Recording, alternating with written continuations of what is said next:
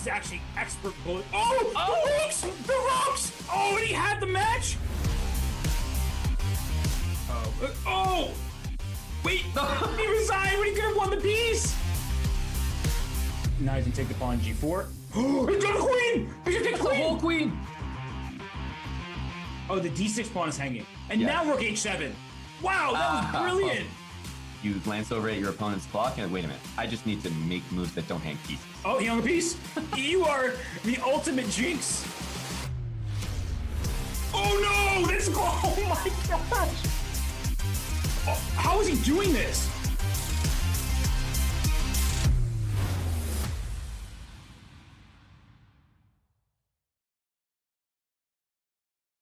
Welcome back to the Bullet Chess Championship presented by DigitalOcean.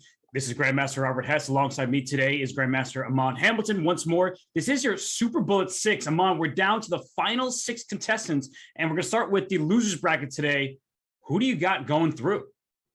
Man, we're in for an exciting day, Robert. I think today, obviously, we get to see Nakamura play again. You know, is he going to stay undefeated in this competition? He's still got those 2 lives that he can spare, as it is a double elimination tournament. But Nakamura, clear favorite. However, watch out for Naroditsky, as he lost to Nakamura, but definitely put together one of the best showings that we've seen, and look for him to come storming out of the losers bracket. That's right. He had us in the first half, not going to lie, because he was tied 4-4 against Hikaru. Then Hikaru went full Super Saiyan. He showed his full force. He was able to win that matchup. But as you said, it's a double elimination format, and we're going to start with people who have already lost one match. Our first match of the day will be Alexander Bortnick versus Minlae. So that one, I mean, it's kind of a toss-up at first glance, but how do you see today's action unfolding? Well, the thing about these 2 players, like, first of all, I think both of them have a similar tendency, which I've noticed in their individual matches, which is play a little bit slowly, actually, in the beginning, the opening phase in the middle game, and then complete speed demons when it gets to the final 5 seconds. And I think we might be seeing just a total mashup of styles here. Like, these guys are very similar players when it comes to their clock management, and don't be fooled by that I am title, as we constantly remind people for Minlae, because I think everyone knows it's even scarier that he's only an I am and plays that well. Yeah, that's a title that can be misleading for sure. And we just have 3 excellent matchups today, because we're starting with Bortnick taking on Min. Then we get Danya against Jospum. Those 2 play each other like hundreds of games, probably every 4 days. Yeah, seriously. I think in terms of the stats, they are the 2 most active players, just in terms of volume when it comes to this event. So yeah, no surprise that a large amount of that volume is against one another. That's right. And Hikaru Nakamura will take on Andrew Tang. And if we just remind everybody how the players got to this point, Tang in particular has been involved in the closest matches. He has been a 1-point winner in all 3 matches thus far. Yeah, and I mean, that's just Andrew. I feel like he's one of those players that really does take time to get going, Robert. Like, that's a thing in Bullet, depends on the player, but I feel like it's especially true with Andrew. So he often starts very poorly and makes these insane comebacks, and we've witnessed some of those in this exact competition. That's right, against Fabiano Caruana in the opening round. Fabiano was up 9-8, and then Andrew won the last 2 games. And similarly against Min in the last matchup, he was down by a point and then won those 2 final games, as Min could not withstand the pressure that was mounting from the Penguin. So we see the brackets here. The top 6 players remain right now. Nakamura and Tang, they have the inside track, because even if they lose a game here, they slot down to match 29, where they will face the winner of the loser semifinals, which will be all happening tomorrow. Exactly. This whole competition gets wrapped up in today and tomorrow's action. So should be very exciting. Today we really established who is going to be the only player, Robert, that comes away unscathed thus far. Without a loss, there's only going to be one of them. And we also get a good idea about who's going to be moving on, because some players will be knocked out today. That's absolutely the case. Some players, their time here will come to an end in the Bullet Chess Championship presented by DigitalOcean. And our time right now is going to be put on hold, because we'll be back in a few with the start of the action between Alexander Bortnick and Minlae. Hey, Carl. Hey, Todd. Deborah says you're working on a fancy app or something? Hold on. Not really working on it yet. I just don't know which cloud service to go with. Well, I've got a cousin on my Queens side that swears by DigitalOcean. Says they're easy to use, have straightforward pricing, and really focus on making developers happy. DigitalOcean, huh? I'm gonna check them out. What the hell? Dude, how are you doing that? I'm not.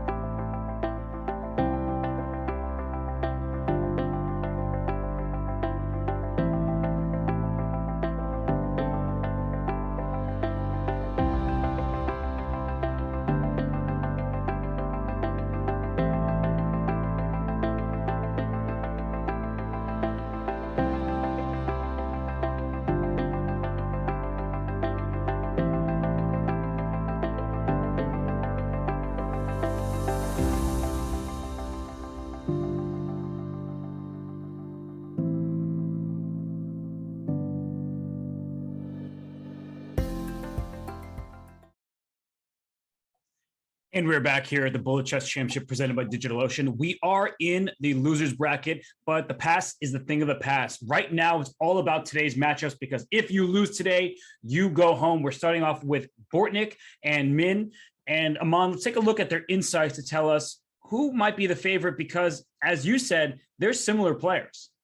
Yeah, they really are. Like on paper, I think they are similar players. However, you can see from the insights, first of all, a little bit of the same, right? I swear, what's with 80% accuracy? It's just right around that margin is where they all play. However, the activity from both of these players, I mean, they're just competing in pretty much every chess.com event. And like I mentioned the style earlier, Robert, both of these players, they slow down unnecessarily a little bit in the opening and mid game, and look at those losses by flag. Who's going to get them in this match? That's a great question because both of these players, when their backs against the wall and they're in their final seconds, they move at such a quick pace there. So I'm not sure how to answer that question. Min, I don't even want to call him more experienced because he's played 6,000 games and Bortnick still has played 4,000 of his own. But these are very similar players on paper where they win about a third of their matches by the clock and then they lose a large percentage of their games where they're going to lose. It's also on the clock.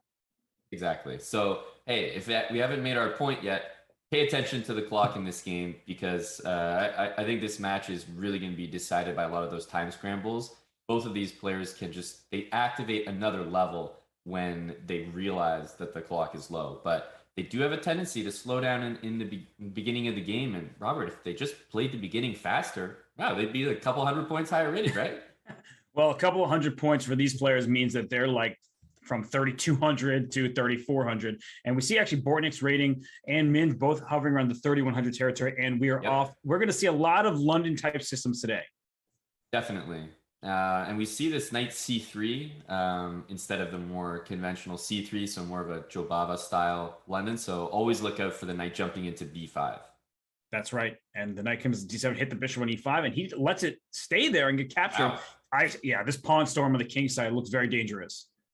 Yeah, and instead of king b1, which is usually the medicine when you castle queenside, you say always play king b1. He goes a3, which might become a target later.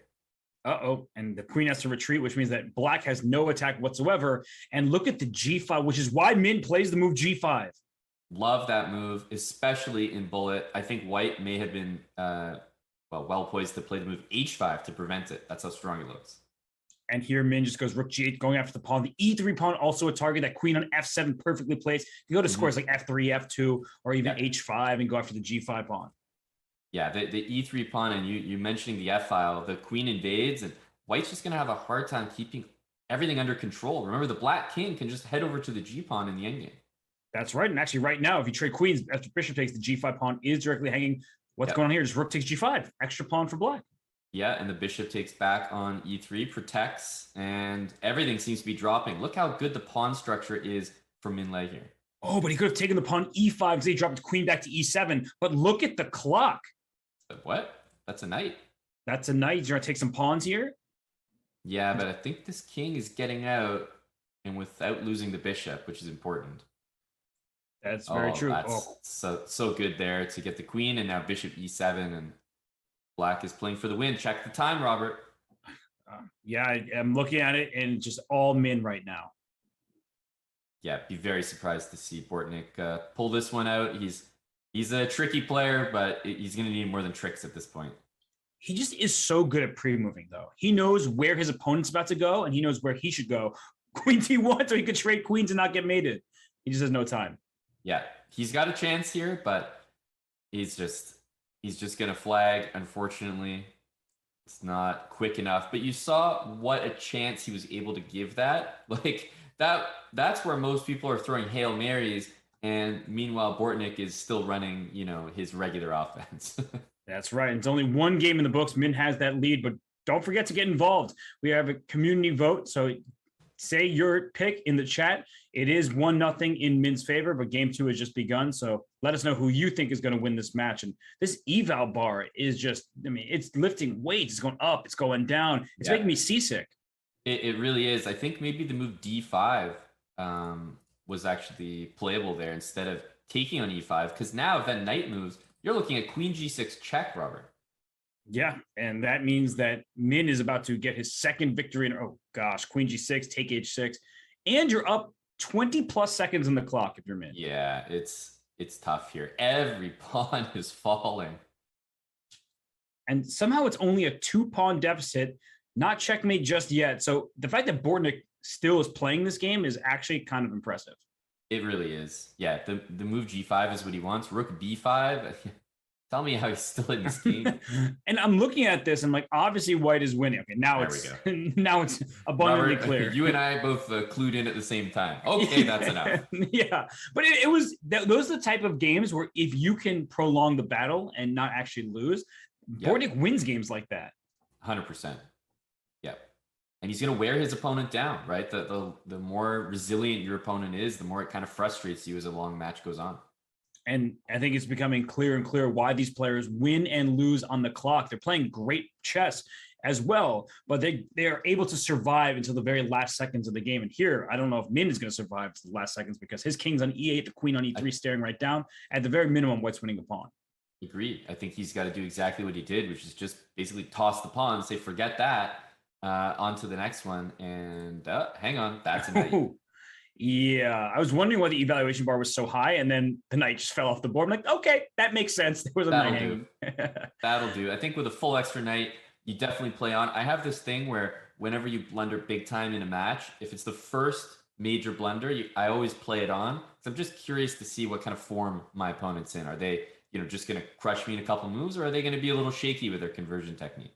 And if that knight moves, queen takes b2 happens. So you're right. It's actually some pressure that White needs to deal with. And objectively, it's completely winning. But I think it's a good strategy that you're suggesting, that just make sure that your opponents brought their A game today.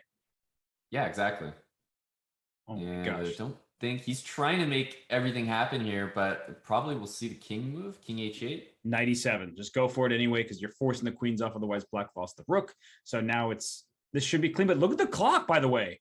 That's what I'm saying. It's there's always something. Yeah, but look at Bortnick. I mean, the guy is just going to pre-move it. Look, he knew g5 was coming. He pre-moved h takes g5.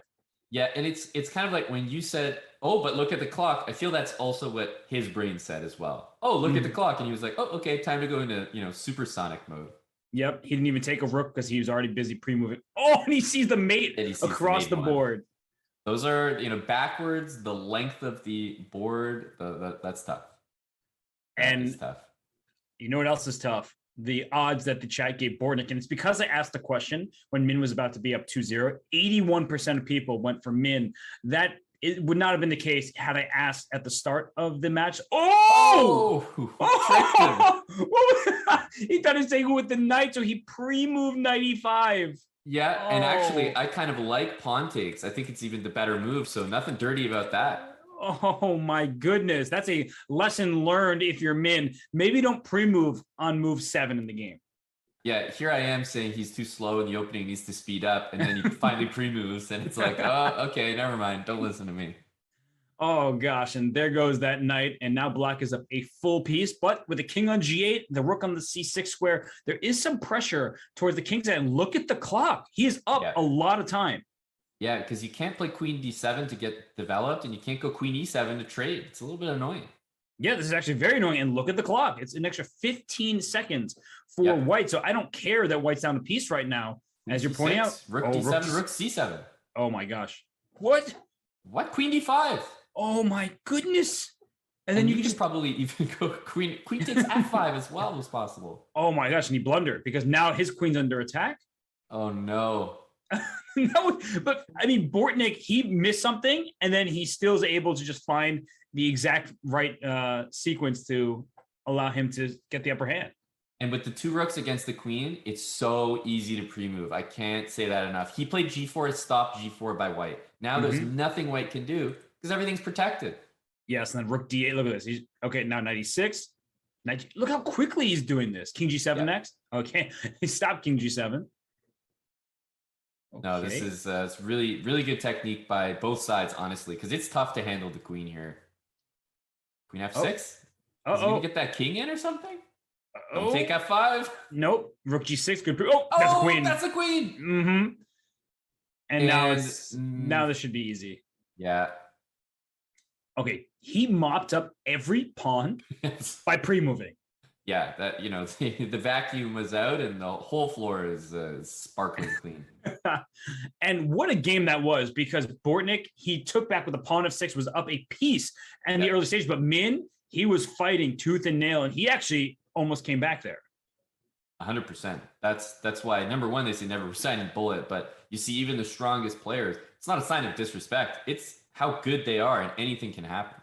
That's right. Now it's 2-2, an even matchup. Right now, White's up a pawn in this game. So Min, he needs to fix his opening in this line right now because it's an extra pawn. It should be a clear advantage for White. Definitely. And I think you really want to get the move c4 in, but that knight on e4, all of a sudden, Min goes bishop e8 or something, and that pawn on c5, I mean, black's regaining material, I think. Yeah, and knight b3 is possible. He goes f5. He goes for the attack, but black can just push through with e5. Yeah, I agree. Ugh, look at that bishop on c6 now. Yeah, the e7 square and a queen d4. Okay, queen g5 also going for checkmate. But yeah, what's the material count? It's somehow even. It's somehow even, yeah. Oh, gosh. Kick that knight, and it can't go back here. If knight e3, there's d4, and now that bishop is saying, hey, you were talking smack about me back there on c6? Look at me now.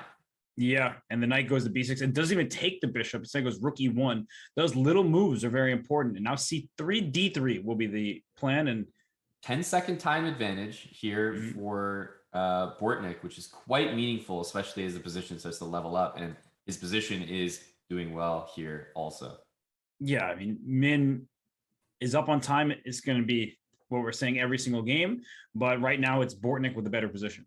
Mm-hmm. Uh-oh, this is a little trickier to convert, though, as it's actually the black king who's going to get in there and go for the win. No, but then now goes f6, now goes h5, and the f pawn. Just push that thing. Well, it's a good reminder that in these endgames, the bishop is almost always superior to the knight. I think we will actually get a draw as white gives up the knight for the pawn here. Yes, and king a4, king takes a... Oh, he's not even going for the immediate draw. He's trying to win this game somehow. He almost had to be careful there. As black, sometimes you can go bishop d7, stop king a4, let the queen happen, and try your best to win. But, you know, those propositions are always scary when you know your opponent is Bortnick. He can win those. But that's something that's good to point out. If this were later in the match, if you were down on the scoreboard, you have to go for those kind of decisions where you give up a queen, objectively, you're completely lost, but you win on the clock. But at this stage, 2.5, no need to risk it. No, not at all. This is still a long match. We're only 10 minutes in, and as you guys can see, level, which is exactly what we expected. This one is absolutely going to go down to potentially just a single game, Robert. Yes, and right now this position also looks relatively balanced. F4 played, going for an attack. And can you just take on A4? Can you just go for the queen side? Wow, I feel like as white, you don't care about this at all. You're all about E5, D5, pushing F5, everything. Yeah, starting to look very scary here. And what can black even do? It feels like you're all bottled up, but maybe it's bishop G7 to go H6. I like that move a lot. Mm-hmm. Not as bad as you think. Rook takes C6, though, is a pretty important pawn. Queen F2, keep the ladies on the board. You're just going for checkmate. Rook D6 played. All right, now rook. Oh, gosh. Is there just going to be rook?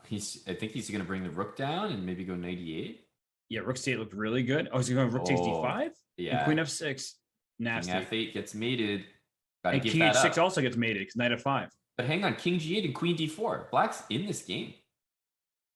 Right? Because you got a pass pawn and F7's protected. Queen D8 to F6. It trades queens, but only knight E8 check in the end. So if you could have went queen F6 and then knight E8, trading the queens in that manner, but maybe the A pawn was too good, like right now. Like the A pawn does look good. Remember, this king is going to walk all over these pawns. A4 is there. Mm-hmm. G3, oh no, but king F5. And I'm looking at the clock as well. Look at Bortnick go 9 seconds to 11. Ooh, loses a pawn. Yep, black has everything to play for here. Bortnick is so fast in these critical moments, but H4, H5, you can't stop it. What a move, bishop F3, though. Very good try. Yeah, that was the only possible way to try and win the game, is to get your bishop to H5. Objective of the position was a draw, and Min did not pre-move there because he knew better. Very good discipline. You have to not only understand what you're trying to do, but what last-ditch effort your opponent might try to make. Whenever the position is a total draw, then everyone's incentivized to play, not even, let's say, dirty move, but just trying anything under the sun, because you always have a draw at the worst case. That's right. And look at this solid position that we're seeing here, where that bishop on C4 is staring into a wall of pawns. This feels like a good opening from Min, and he loves these types of positions. Yeah, the bishop is always slightly underwhelming in these positions. If white can get C3, D4, he'll definitely be a lot happier. The bishop wants to reroute to B1. And you can't play C3 without dropping D3. So now all of a sudden Bortnick's like, I gotta think more like rook B1. No, what do you think of rook B1? I think it has. I would honestly play it.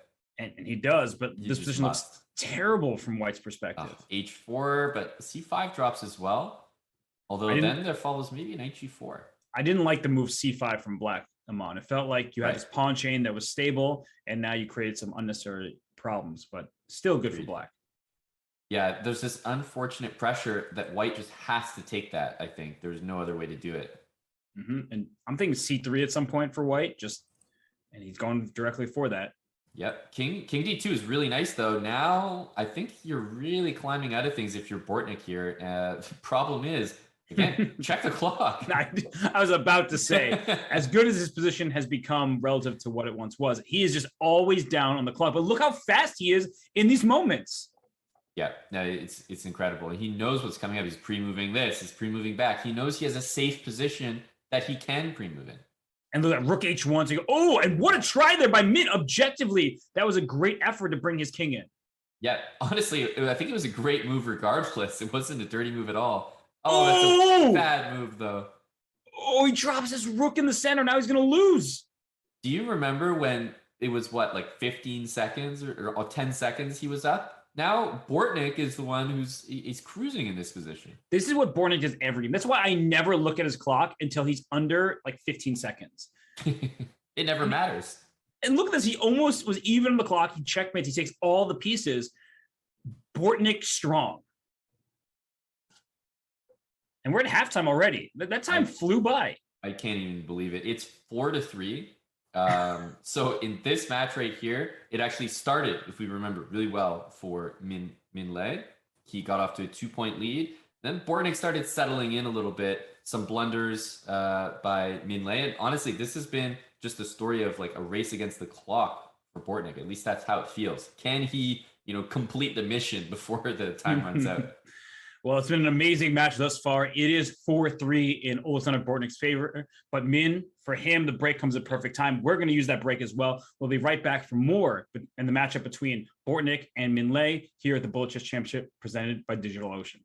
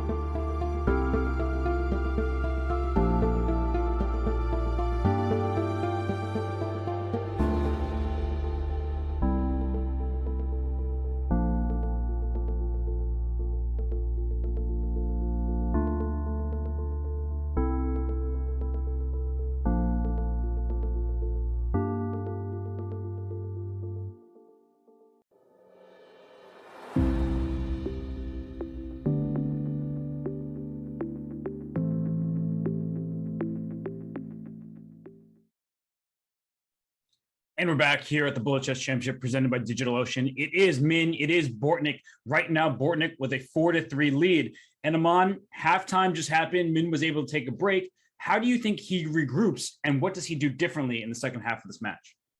Well, honestly, I don't think you need to change too much. Like, you might actually make a mistake thinking that you need a total regrouping and things, total overhaul. Not the case at all. This match is incredibly close. And Bortnick is just doing Bortnick things at the moment. He's converting positions where he's using his speed at like an incredible ability to do so. I think that what Min needs to do is to start using the clock more against him. I feel like at the moment, he doesn't really notice that he's got this big time edge. Bortnick starts to notice he's lower on time, plays fast as a result, and catches up. But if Min starts to notice, hey, I'm a 3,200, caliber bullet player with a 10-second time edge, he could probably start stepping up and pre-moving as well, because we know how good he is at that. That's right. And we already have a different opening this time around where Bortnick played D6 after D4. So none of this London system game. Instead, we have just a pretty normal looking position where white should have a slight edge thanks to the pawn structure where white can play pawn to F3 at some point after the queen trade. So I would take white here, but it's not that big of an edge. I'm easily impressed. I see this position and I'm like, oh, it's so easy to play, but in reality, it always ends up sort of fizzling, as we see here. White had a pretty decent edge, but all of a sudden, black getting knight c5, tables have turned. That happened so quickly. Like so quick. White was better, we both knew it, and then next thing you know, everything is fine for black, and then even slightly better. What in the world? Yeah, and right here, so this is the exact moment. Bortnick just looked at the clock, I can tell, because he started doing his very, very quick pre-moves. And the difference is about 8-9 seconds, pretty significant, especially in opposite bishops. With caliber of players like this, you always would think like, oh, the higher rated or the person with more time should just win those opposite bishop games. So a draw, I'm not sure that he's maximizing Min in that position. Yeah, he made a repetition, and I think you're right. He should have avoided. He should have challenged Bortnick more in the clock. And to what you said earlier, when you make your first blunder, you still play on to see what kind of form your opponent's in. If there's a time scramble, Bortnick's been winning a lot of them, but that's because the positions have been complicated and Bortnick's been able to just kind of outplay Min from there. That was a very dull position where they were shuffling. Out-shuffle him. Yeah, exactly. And there's no shame, no honor amongst thieves. I mean, this is bullet chess. An opposite bishop game being up on time by 8 seconds, that's an 80% win chance right there. That's right. And I mean, look at this position right now for Bortnick. His bishop on D6 protected by that pawn E5 looking good. And it's a pawn sacrifice from Min just to get activity. And I was going to say, like, I was just talking about time edge, opposite bishops. Take a look at this position because, knight E5 is a great tactic. Wow. Yeah, what do you want me to look at? Mistake. Yes, so take a look at this position, Robert, because you'll notice great tactic, knight E5. Oh, that was actually really well spotted by Min. Now he's better and he's up on the clock. He needs to win this game. He has to. Like, there's no question that this is a win in bullet. You just have to have that mindset. It's not that, it's opposite bishops, white should be drawing. Not at all. Like, this is better for black. It is for sure. And the king wants F2 to stop G4. Keeping the king on the opposite color complex of the bishop is a good idea, but here comes the rook. Rook can sit on B3. No, not anymore. But yeah, you're right. Just play. You're up 15 seconds. Yep. He's got to win this. Yeah. Be careful, though, if white gets his rook to D6. Then things start to open up. White just dropped the pawn because in his haste, he made waste. And right now, rook takes B2. Just start taking things. Yep. Even F4, king G4. Got to be careful of that. Okay, king just dropped back. Take on F4. He's got 4 seconds. There's no excuse here. It's an auto win. This has to be a win, and it's going to be a win. Yeah. This is too much. 11 seconds, and he converts to make it 4.5. And this is really what I was mentioning just after the break. I think that he needs to be more aware of the time advantages that he's getting in this match and start to use them to his advantage, because you can change the kind of moves you're playing, Robert, to challenge someone who's lower on the clock. You can make things more difficult, harder to expect the pre-moves. And, with players this good, I think he can definitely start to use this as a real weapon. That's right. No, that was actually a perfect execution by Min in that last game. And right now from Bortnick, he's playing a sort of style that's like the Peterts, the modern, the hippo. And objectively, it's not very good for him. And he's starting to spend time earlier than Min is. So he needs to find his footing. Just pick an opening where he feels comfortable. But something about Min's style is not letting him be at ease. Exactly. And I think with this position right here, you start to see that time edge. I'll mention it now just so people know what we're talking about. It's over 10 seconds in relatively regular opening. The knight f5, he just castles. Very smart decision by Bortnick. And now Min is thinking, wait, why did I put my knight there? Is it about to be captured? You're pointing to queen d4. Yeah, we trade queens, and then Bortnick can show off his speed. Agreed. Queen G6, watch out for. He saw it. Is there some man? I really want to make a knight F5 work, but hey, it's not my pieces, so I can suggest stuff like that. You know what he could have made work was knight takes b5. That pawn was hanging over there. Ooh, that's right. But now all of a sudden, isn't black just up a pawn? Yep. Yeah, up a pawn and rook e2 is huge. Oh, bishop f3. Oh, but the b pawn was passed. That's actually funny. I was like, you're up material, just trade everything, but you lose because the pawn was too quick. And this will be an interesting finish here. King. Oh no, you had to play king b3 now. Black is just cruising. Yeah. And look at the time, by the way. We were talking about how Min was up all this time, and now it's going to be Bortnick up on the clock in a second. Yeah. So let's see the technique. You notice how what black is doing is pre-moving on squares where the rook is protected. Really important.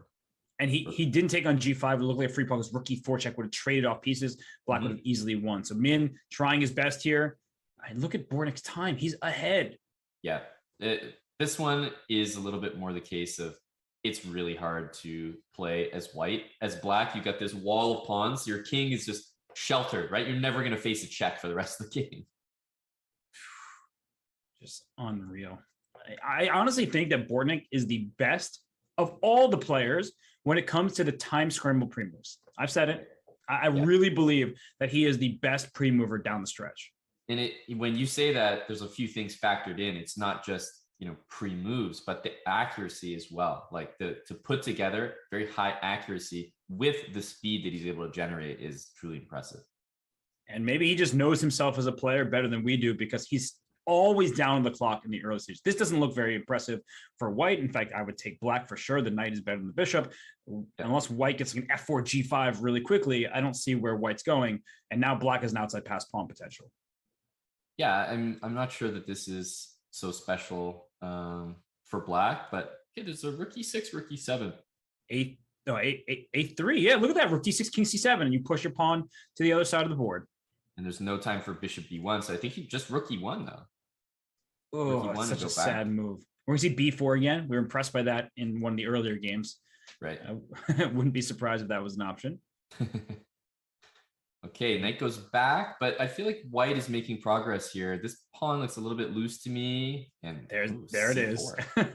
C4, then I'll go rook e8. Now he still goes rook e8, and what's the? He's pushing all about that pawn. Oh, and look at that king c6 move. Because Bortnick is down the clock, he tried to pre-move something, and it didn't work. Yeah, there's still a chance here because you've got another b pawn as well, but black is way too quick with taking all those kingside pawns. And check out what we're witnessing. He's got an extra 10 seconds.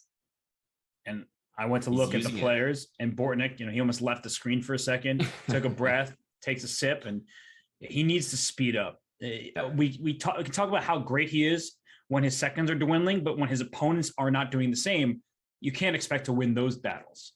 Yeah, and the thing with that style is that he's sort of consistently down on the clock. So if he's got a position that he can make work, he's, it's like magic watching him do it. He does make it work. But when you're behind, you're also down on the clock. So there's not even a chance of, oh, I'm behind, but maybe I can flag this position. That's not usually an option for him.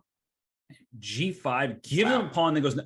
I don't know why he gave up the G pawn, but this is looking very sharp. But didn't he like sort of make you just go, oh damn? Like he sort of sold it. It was like, wow, I sacked a pawn for this knight d3.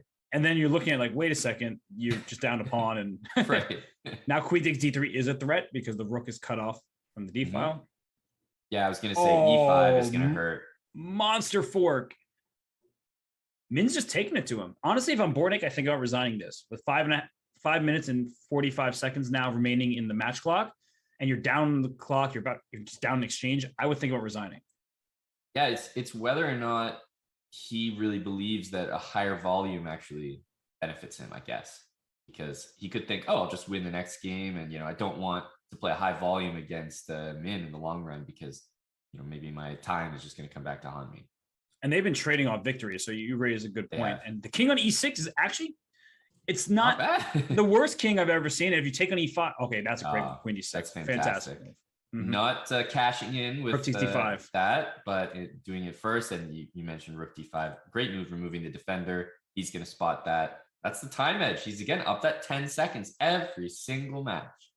And 5 minutes flat remaining in this match. A reminder, everybody, that if there's even 1 second remaining, the next game can take place. So right now, Min up 1 point. They're trading off victories here, and we get back to the Jabal London.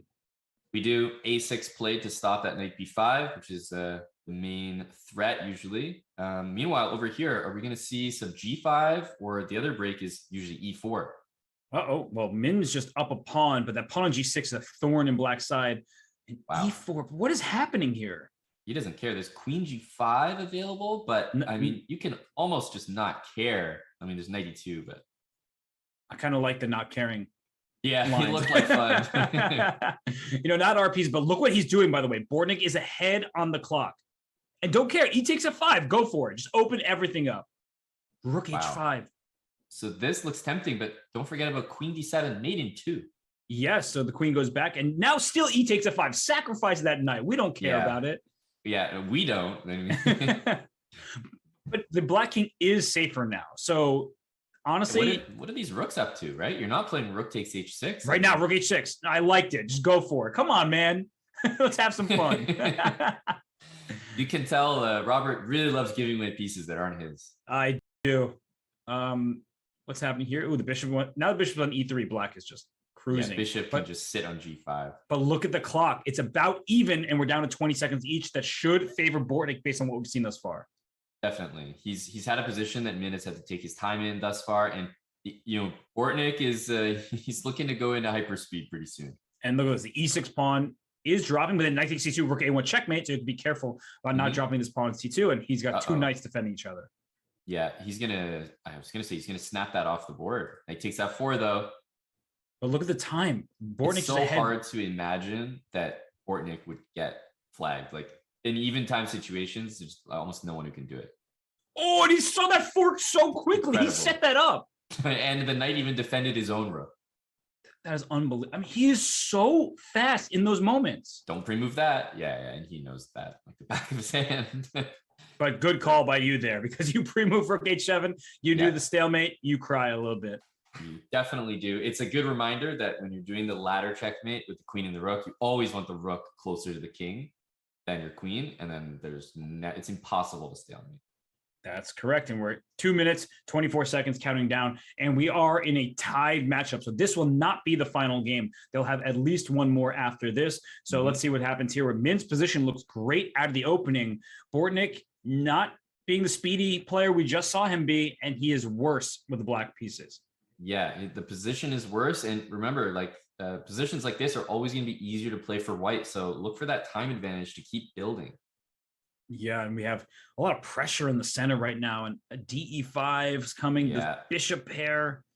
It doesn't look like that much for white, though. It looks good, but maybe black is just keeping things together for now. 93 though. Okay, well, now that looks I good. think that knight needs to go back to E7. That F5 square is so juicy. Yeah, that knight has to go. They're now 97. G4? Does he want more? I like the queen going out to C4 and maybe even keeping the rooks, rook E1. It's just one of these positions where it says that it's like huge advantage for white, so we're automatically looking for all these moves. But over the board, this doesn't look that bad. Knight H6. Now it looks very bad for black. That Great tactic. Great tactic there. He sort of had the battery set up with a rook just in the middle chilling, and he's trying to play hard to see. Wasn't F7 pawn just hanging for free before? And he didn't take it. He traded knights instead. And Bortnick's Black down has the made clock. a lot of achievements. That's like, look at what position he's got now compared to before. I think black still has some chances. It's Bortnick after all, but that time advantage should be too much. That's right. You can even up the position objectively, but when you're down 4 seconds to 17, you're going to lose. And Bortnick doesn't have to resign because he'll still get another game. And King in. Yeah, it's just too much. Like the time is just he's down way too much time here against Min. Yeah, and the bar doesn't matter. Oh my gosh, if he can take that last point, he was actually really close to making a draw. Crazy. Oh my goodness. But we knew that we were going to get one more game, Robert, which is why last game was so exciting, because no matter who won that, somebody was going to have a chance to tie it. Min is up and Bortnick is in a must-win situation. Is he going to speed up in this game, Robert? I think he is. He's already up on time, and he's just going to push his pawns forward. This already looks great for white for a bullet game. It's so much easier to play with the space. Yeah, agreed. Knight b4 might want to get in there, but he's got this plan on lock. He always goes g5 and then pushes g6. And he stopped short of playing g6 this time. And look at that strike by Min. e5 in the second, queen g1 check when that knight was on f4. You have to be very careful. And I don't know if this knight move actually helps the position for Min here. He wants d4. Man, queen g7, d4 is getting very spicy. I think this is what Min wants from the position. Okay, but he didn't. Oh, wow. Queen a6 at the end. I think you go king d1. Oh, queen f1 check. Queen f1. This is huge. Ooh. Now it's at least a draw. It's at least a draw. There's knight e2 though. And then rook e8. King d1. But there was rook e8. Yeah. Because now if rook h8, now you get that draw. Because there's no knight e2. And he can't draw the game. No, he cannot. Knight e6 or something ludicrous? Queen e1. Oh, queen e1. It's even queen d1. Oh, he just wins the queen. That's the game. That's I mean, over. obviously you keep playing as white here, but he knows both players know that's the match right there. And look at the clock. Once again, Min is ahead on the clock. He's also up a queen for a knight. So the extra time is not even that important, but unreal. Min is just a monster. King d7, there was knight c5 there. Just small things. Man, why is he playing this like really well as white? Yeah, who needs the queen? I think a knight's better than a queen is what we're learning. Queen e6, knight c5. I'm just finding all the pitfalls. Yeah. If your queen goes to d5. He takes it. Okay. I don't know. All right. He's just going to bring his king in. Oh, great move, c4. Good try. Really good try. Mm-hmm. Hey, you gotta, hats off to both players because this is going to be Minlae's match, but you can't say that with a knight against a queen, Robert, and like 25 seconds on Min's clock, this was like the best anyone could have done. Well, Min was in it to win it. You see the jubilation from him, and that's just, he must be so stressed because every time I've seen him play, he is just twirling his hair and looking just really stressed out nonstop, but he remains in the tournament. So that's the good kind of stress when you're earning more money along the way. Absolutely. I mean, what an unreal match. I know the score is 8.5 to 6.5, but what that actually means is it came down to one game. You take a point off Min's total, give it to Bortnick, you have a tied match again. So really could have gone either way. It literally went down to the wire, Robert. And for our first match of the day, hopefully that's a sign of things to come. Yeah, that was really awesome to watch and commentate on. And it's just getting started because while Bortnick, he's out of the tournament, two players that don't want to see a similar fate, Daniel Naroditsky and Jose Martinez, Jospin, they're up next. So Amon and I, we're going to take a breather, get some water, stretch our legs, because when we're back, we're going to be glued to our seats for Daniel Naroditsky and Jose Martinez here at the Bullet Chess Championship presented by DigitalOcean. Hey, Carl. Hey, Todd. Deborah says you're working on a fancy app or something? Hold on. Not really working on it yet. I just don't know which cloud service to go with. Well, I've got a cousin on my queen's side that swears by DigitalOcean. Says they're easy to use, have straightforward pricing, and really focus on making developers happy. DigitalOcean, huh? I'm gonna check them out. What the hell? Dude, how are you doing that? I'm not.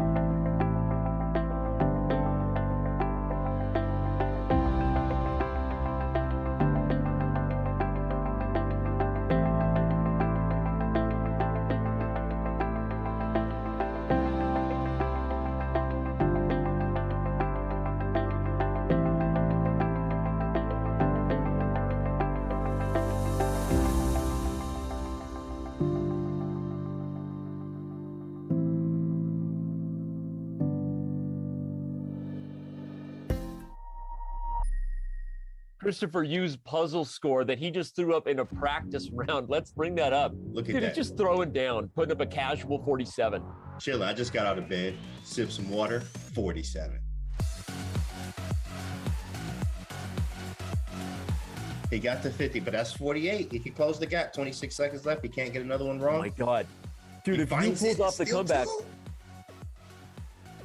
you had to win by 2 heading in this last round. Oh, Minlae, 52. I don't know what's about to happen. I have no idea what is about to happen. You can hold your breath for 10 seconds here. strike. Oh no, Christopher goes out Chris with is 2 out. strikes. Oh wait, But he got 2. Oh my goodness. Are we tied? It's tied, right? That's the Oh my 2. God, That's we're plus tied. 2. Men out here beating himself up. Let's get that on camera. That 52. Wow. Oh my God, Minlae was tapping his head. He's like, what's going on here? 46. Okay. Extending. Oh, I'm nervous. I am too. Like, I don't know what's gonna. 20 seconds. Oh no, This is why down am to the wire like chat. this? Oh, he gets it's TC3, but he over. misses it. Oh my Minlae goodness. strikes out. It's out of there. Christopher Yu there. moves on. Wow, Christopher, Oh you what my to do? Gosh, Real bro. hard flex from a young fella. Wow. Dude, this is the best mutual run we've had all day. 53 and 52. Absolutely. 53, 52. 2 people Ooh, at 53. What on earth are they doing? Oh They're running my up the check. gosh. Hikaru's got Hikaru's 52. got 52. Oh my goodness. Unbelievable. Oh my God. With more time. And he's got gonna beat him. 53. He's got 53. He's gonna beat him. He beats Jeffrey. Andrew has 52. No, Andrew has 52. Oh my God, Andrew has 52. Oh my goodness. 53. Oh my God. 52. Jeffrey Where does could he take lose. He And got it. 53. He got it. He got it. God. The last run. The last run? 53. This is insane. What? Oh my lands, there's 50, Man. 20 seconds left. Can he get to 52 or 53? Green. He gets to My 51. goodness. He gets to 52. Jimis with a third strike. What a Big show. trouble here. Sheesh. 53. Woo. Oh my All goodness, green. he's gonna go 54. Big Ray. Oh and my have God, a he's gonna nice get day. 55. Wow. Put caps Oh, on my he almost name. made 55. He gets Ugh. a 10-point lead 54. and not a single strike.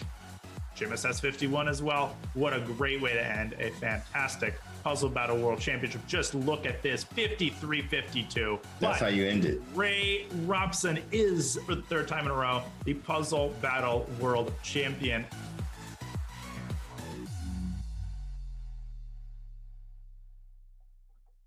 The all-new Classroom is live on chess.com. Classroom offers the very best virtual class experience for coaches, schools, and students. You can connect with anyone at any time with native video and voice conferencing. Check out the best way to teach and learn at chess.com/classroom. And Aman, I feel like I learned many lessons about how to deal with time scrambles, how to take advantage of your lead on the clock. And Daniel Naroditsky and Jose Martinez are going to have to do what Minlae just showed us here in this next match. Yeah, you're saying it. What I'm looking forward to in this match, Robert, is it kind of feels like a little bit of the opposite of what we just saw.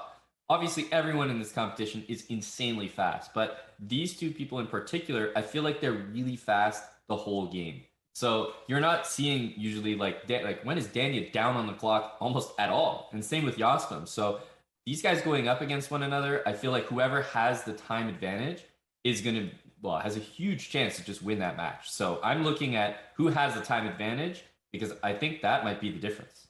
The most shocking thing to me about the insights that Jose's only played 1,643 games, right? I feel like every time I go on chess.com, he's playing Bullet, he's playing Blitz, but maybe he's sticking to Blitz more. So either way, he's very experienced. Danya is Danya. He needs no introduction. And 81% again for the average accuracy. Yeah, Danya is Danya. He needs no introduction and he shall not get one. Looking forward to this match though. Seriously, Robert, these guys are 2 heavyweights obviously in the losers bracket, so unfortunately one of these very strong players is going home. Naroditsky, hey, I have him as the favorite here. He only lost 1 match in this tournament, and that was to Nakamura, and I thought he had a pretty good showing. When it comes to the losers bracket though, pressure's on because you lose, you go home at this point. That's right.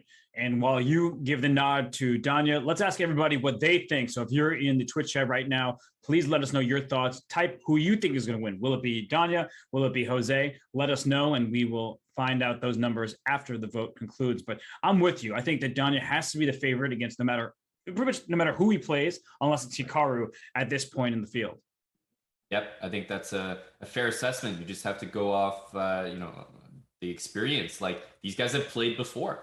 Jospim, Naroditsky, how many times have they played? I'm not sure, but it's in the thousands. And we see the rating disparity as the first game is underway. Obviously, Jospim can play at that very same level, but at the moment, Naroditsky, he came to the weigh-ins a lot heavier than his opponent. He did, and also look at that. They played 18 moves, and Danya spent 4 seconds. Yeah, and he's up 10 seconds already. So what I'm saying, like, it's amazing. This is why, like, it's a totally different style that we saw to the last match. Because in the last match, it was really a lot slower at the beginning, and then the pace at the end was insane. Naroditsky, he finds a way to keep that pace almost the whole way. And look at this position where it's a 3-on-2 on the queen side, there's a 4-on-3 in the center, and the king side for black. But I like white's position. These end games tend to be slightly better for white because of that queen side extra pawn. Yeah, there's that slightly better on the actual board, and then a lot better on the clock. He's just so lightning fast. And E5, F5, here come those pawns for black. But I'm still looking at the clock like you are, Aman, and I feel like Danya, he's just going to flag him. Yep. Yeah, at this point, black's only chance is really to lock it up and hope that there's no breakthrough. But here comes the bishop to B4 and take on F6, King D3, King E4, walk on the light squares. Yeah, can resign this one. The evaluation is +8, and it's even material.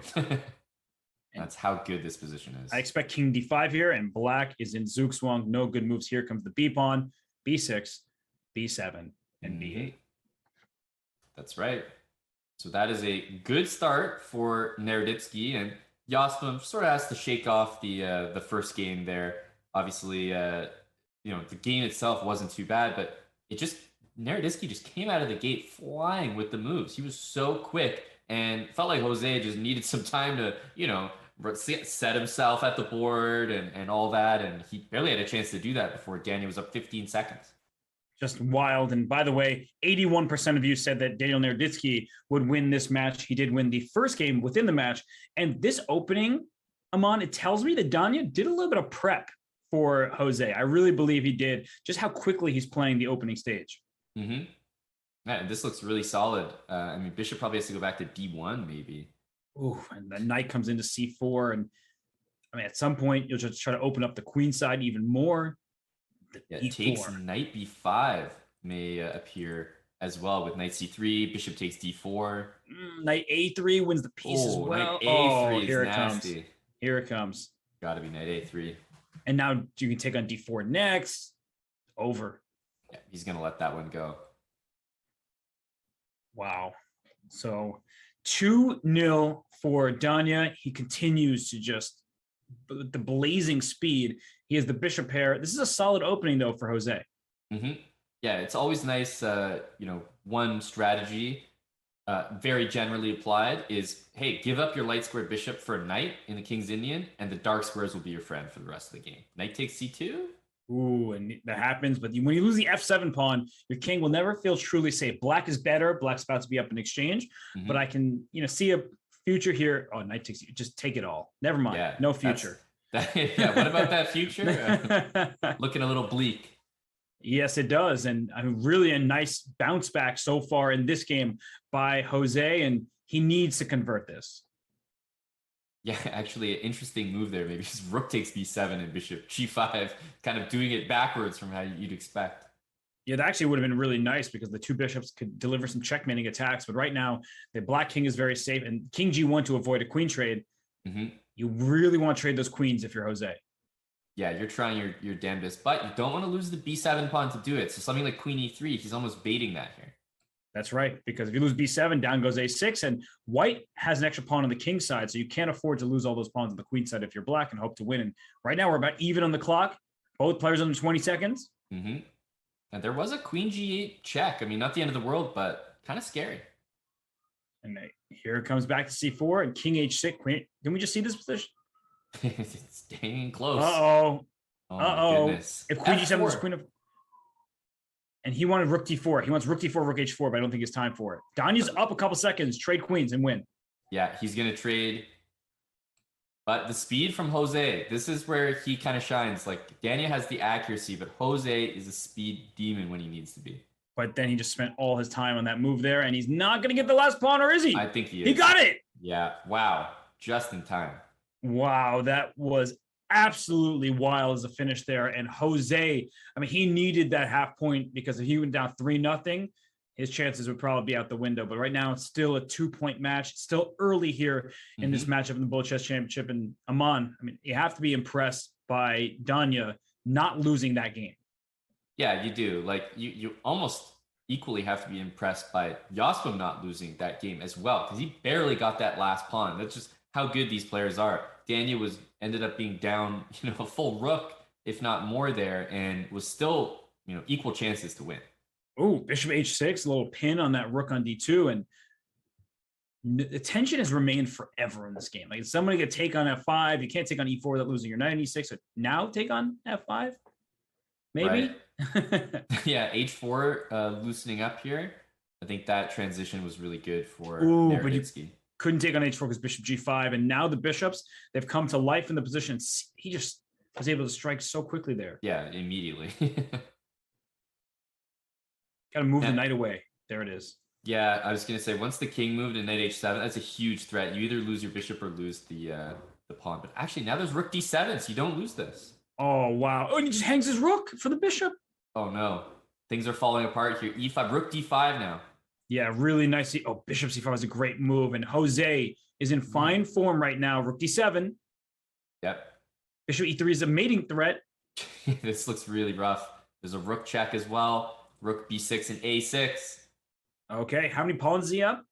I think both players have lost count.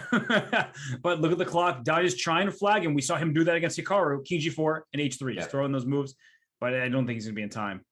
He's doing the right thing. That's, oh my goodness, that's almost the meme, but it was check. Oh gosh, how many pieces does a guy need? And don't take that pawn. Really good technique, but just not enough. And Jasper, what an unreal conversion there, because when your opponent is playing at lightning speed, you can barely process the position sometimes. All the time. I can't process anything that we've been seeing thus far. And g6 played. That bishop on b2 looks like an absolute monster, but bishop f6 trades it off. And honestly, black's position looks perfectly fine. Yeah, the thing about these positions is, let's say black eventually takes the bishop. It might look weird for white's pawns to separate like that, but actually the endgame does look pretty good, knight against bishop. And Danya is moving so fast in these games. Rook d1, maybe c4 coming, like right now. Mm-hmm. Yeah. It feels like there had to be a c4 available to him. But I think bishop takes e6 is always attractive. Just play that position where you give away bishop for knight. This just looks great for black all of a sudden.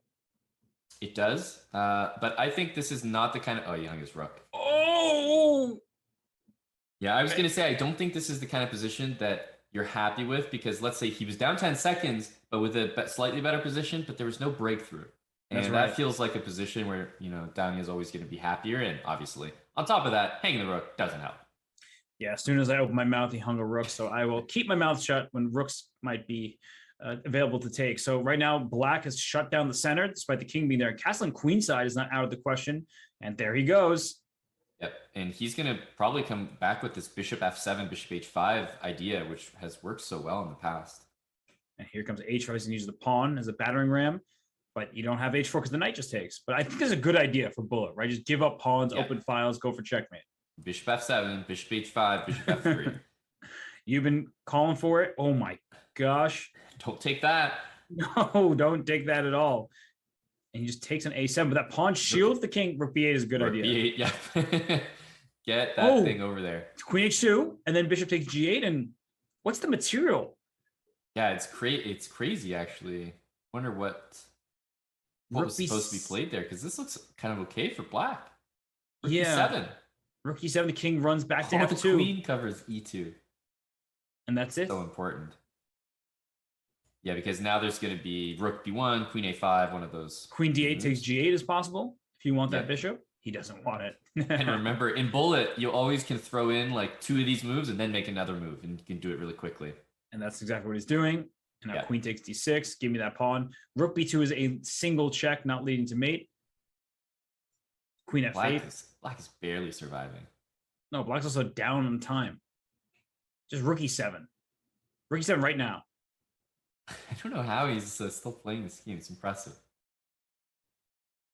If Donnie doesn't, oh my gosh, he doesn't lose this game somehow, it would be ridiculous. It would be ridiculous. I think he has to have it by now. Okay, now that the rooks are off, push those pawns. There it goes. You can take on d5. Yeah, he's got this.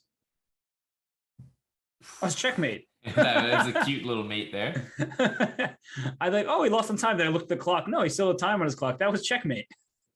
3.5 to 2.5. I think the people are getting exactly what they had hoped for from this match. Danya, maybe that slight favorite, and it's kind of looking like it based on the match score, but Yasmin is very much in this match. It's true. The way that Jose has played some of these games has been marvelous.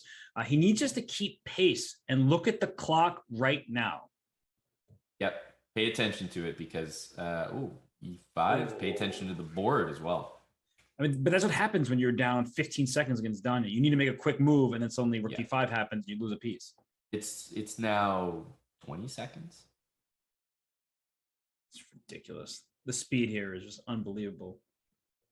Yep, and he's probably going to play even rook d2. Can almost consider, just he goes for it, trying to get the finesse in there. And rook e8. Oof.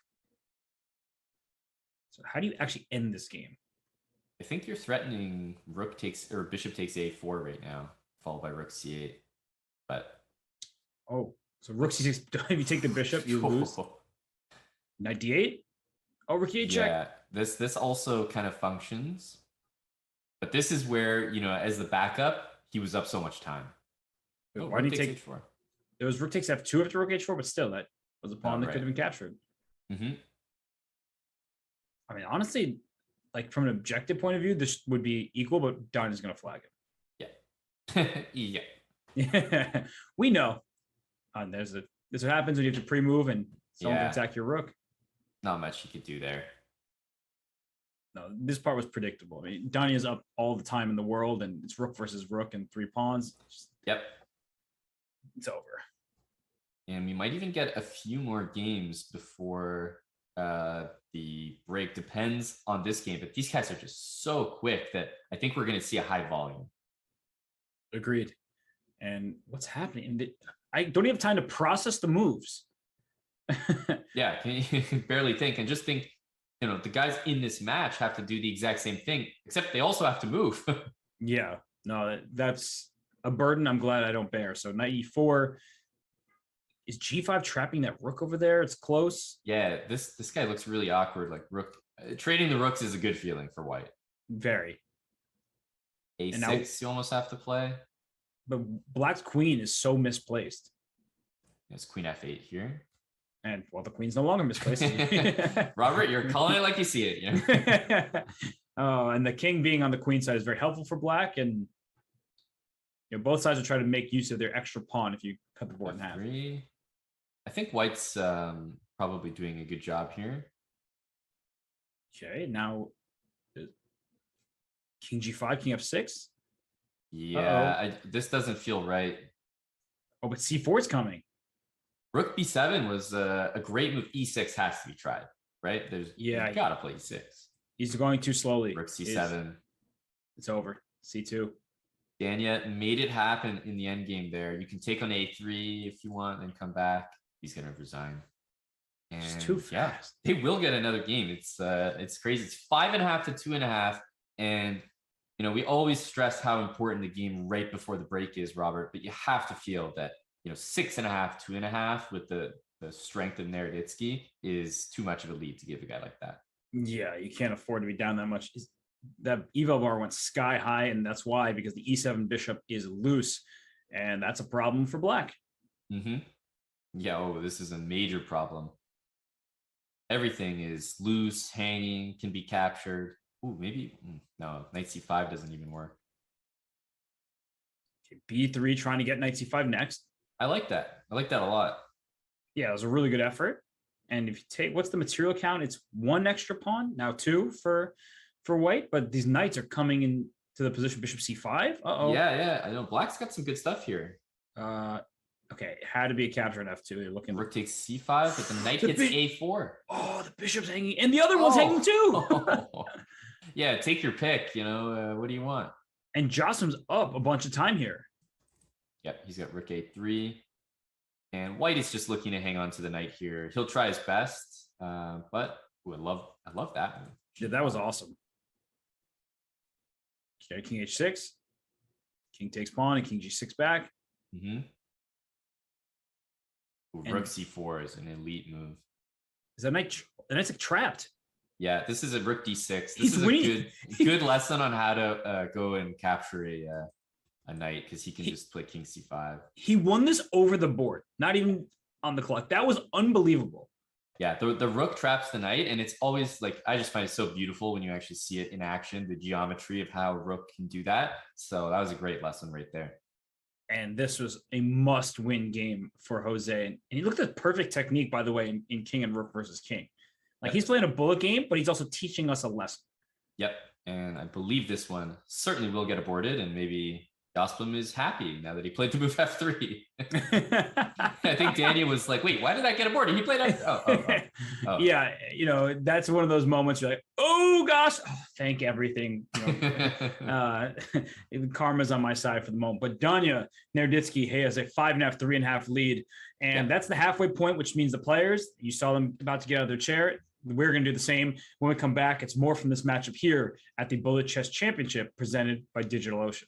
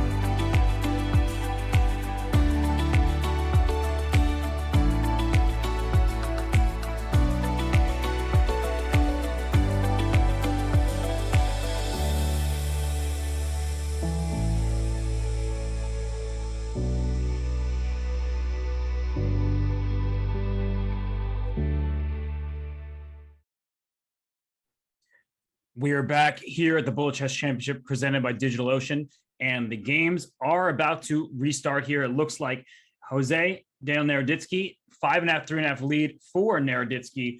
And Jose, what can he do differently, Aman, to narrow this gap? Well, I think it's definitely fair to say that the games that he has won, I think they've all been really clean games start to finish, and it's often been him getting it done over the board. Like, he doesn't need to compete with Danya's speed necessarily. He just needs to be able to use his speed to convert the positions that he's got. So what I'm saying is he doesn't need to be up on time against Danya. He just needs to have enough time left for him to convert. That's right, because sometimes players sacrifice precision for speed. And Danya, he does that better than most. He, of course, is very accurate. We saw the insights at the start. They're actually equally accurate. But there are moments when Danya knows the objective evaluation doesn't matter so much. Let me just try to win on the clock. But look at this. Speaking of winning on the clock, Danya is playing very well with the black pieces, and he's up 10 plus seconds.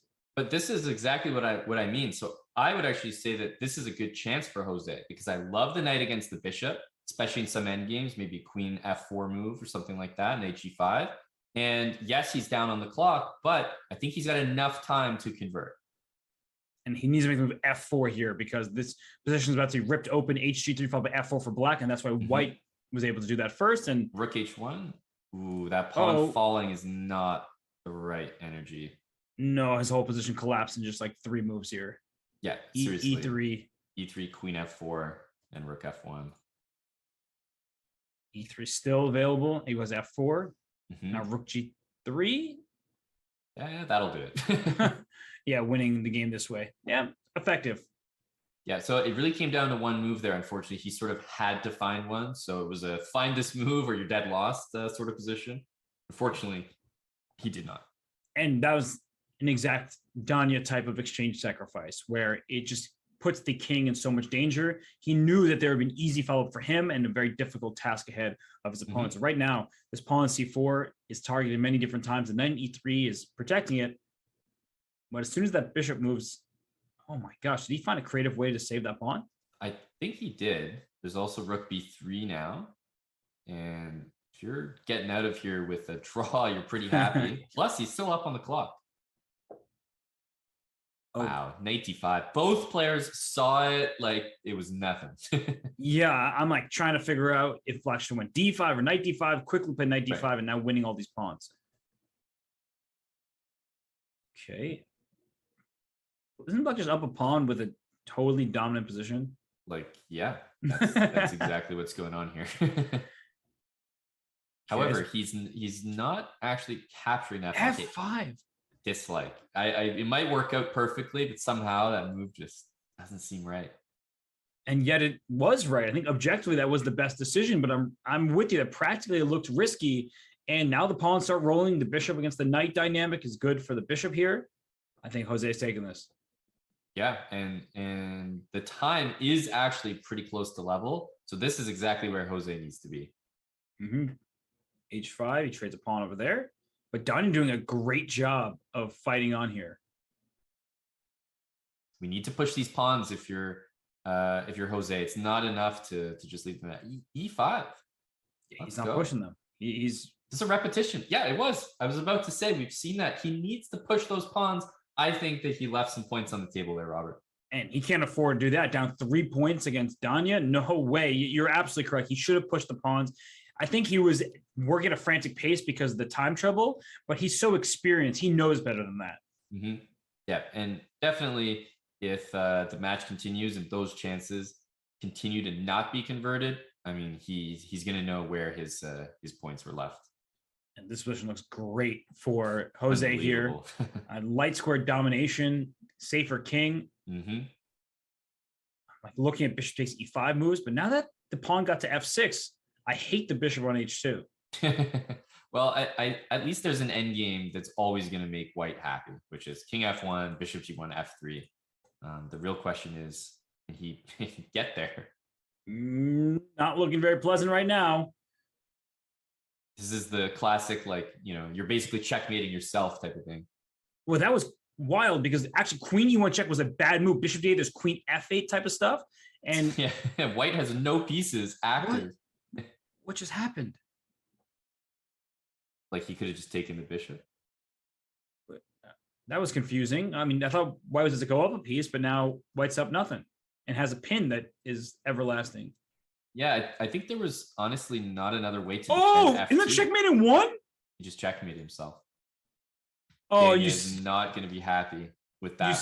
You saw him there. He was just like, what did I just do? Yeah. Just bring that one back up for the people because it happened so fast. Knight d2, and it looks like black is going to win that piece. Queen c5, and Nerdisky was trying to play for the win when king a6 got mated in one move as we get back to the live action.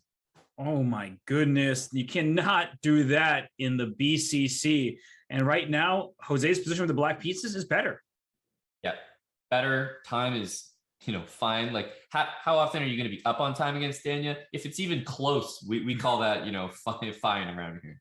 Yep, that's a win in our books here. And right now, Danya, he's still keeping his pace. He is even by material, but knight d5, as you're pointing out. And oh gosh, the c3 pawn now is about to be captured. Black's setup is just so harmonious here. Every piece is basically on its best square. That's right. And c4 played. All right, trade off pieces makes a lot of sense. Mm-hmm. Uh-oh, that king's in big trouble. King is really going for a journey. There had to be a tactic there, right? I know, but the knight's starting to take everything. Knight c6 coming in. This is going to be very interesting. You got to play like bishop d7. Yeah, he is playing too passively, is Jose. Bishop d7 now. The weird thing about this position is Black has 4 against 2, but he doesn't have a pass pawn yet. He needs to push the pawns. Oh my goodness, what is happening here? The king goes all the way to c7. I think e5 96 check. The king goes back to b6 maybe, but this is just a wild position. That happened so quickly. E4, then that pawn going. Oh my goodness. Both players have a grip on this position when I have no idea what's going on. Oh, bishop c4. He saw the retreat so fast. Bishop c4, rook f3. Rook, the rook's hanging. He got the check in. That's going to be more than enough. Naroditsky is going to take this game with a checkmate and get his lead back to 3 games. And you start to get in worrisome territory because let's say Daniel wins this game, becomes a 4-game deficit with 2 more minutes off the match clock. That's too much. No, Jose cannot lose. That's for sure. And it's just so difficult to beat Daniel once, let alone twice. I mean, beating him 3 times in a row, you got to be Hikaru. Right, exactly. Pretty much. D takes e4 or knight c4. No, knight c4. Yeah, not just, but knight c4. That was a very tricky moment there. It wasn't easy to see why the engine was so happy.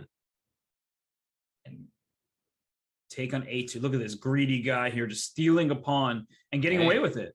Yeah, this is some Yasser style chess. Greedy. Oh, bishop h6 was hanging.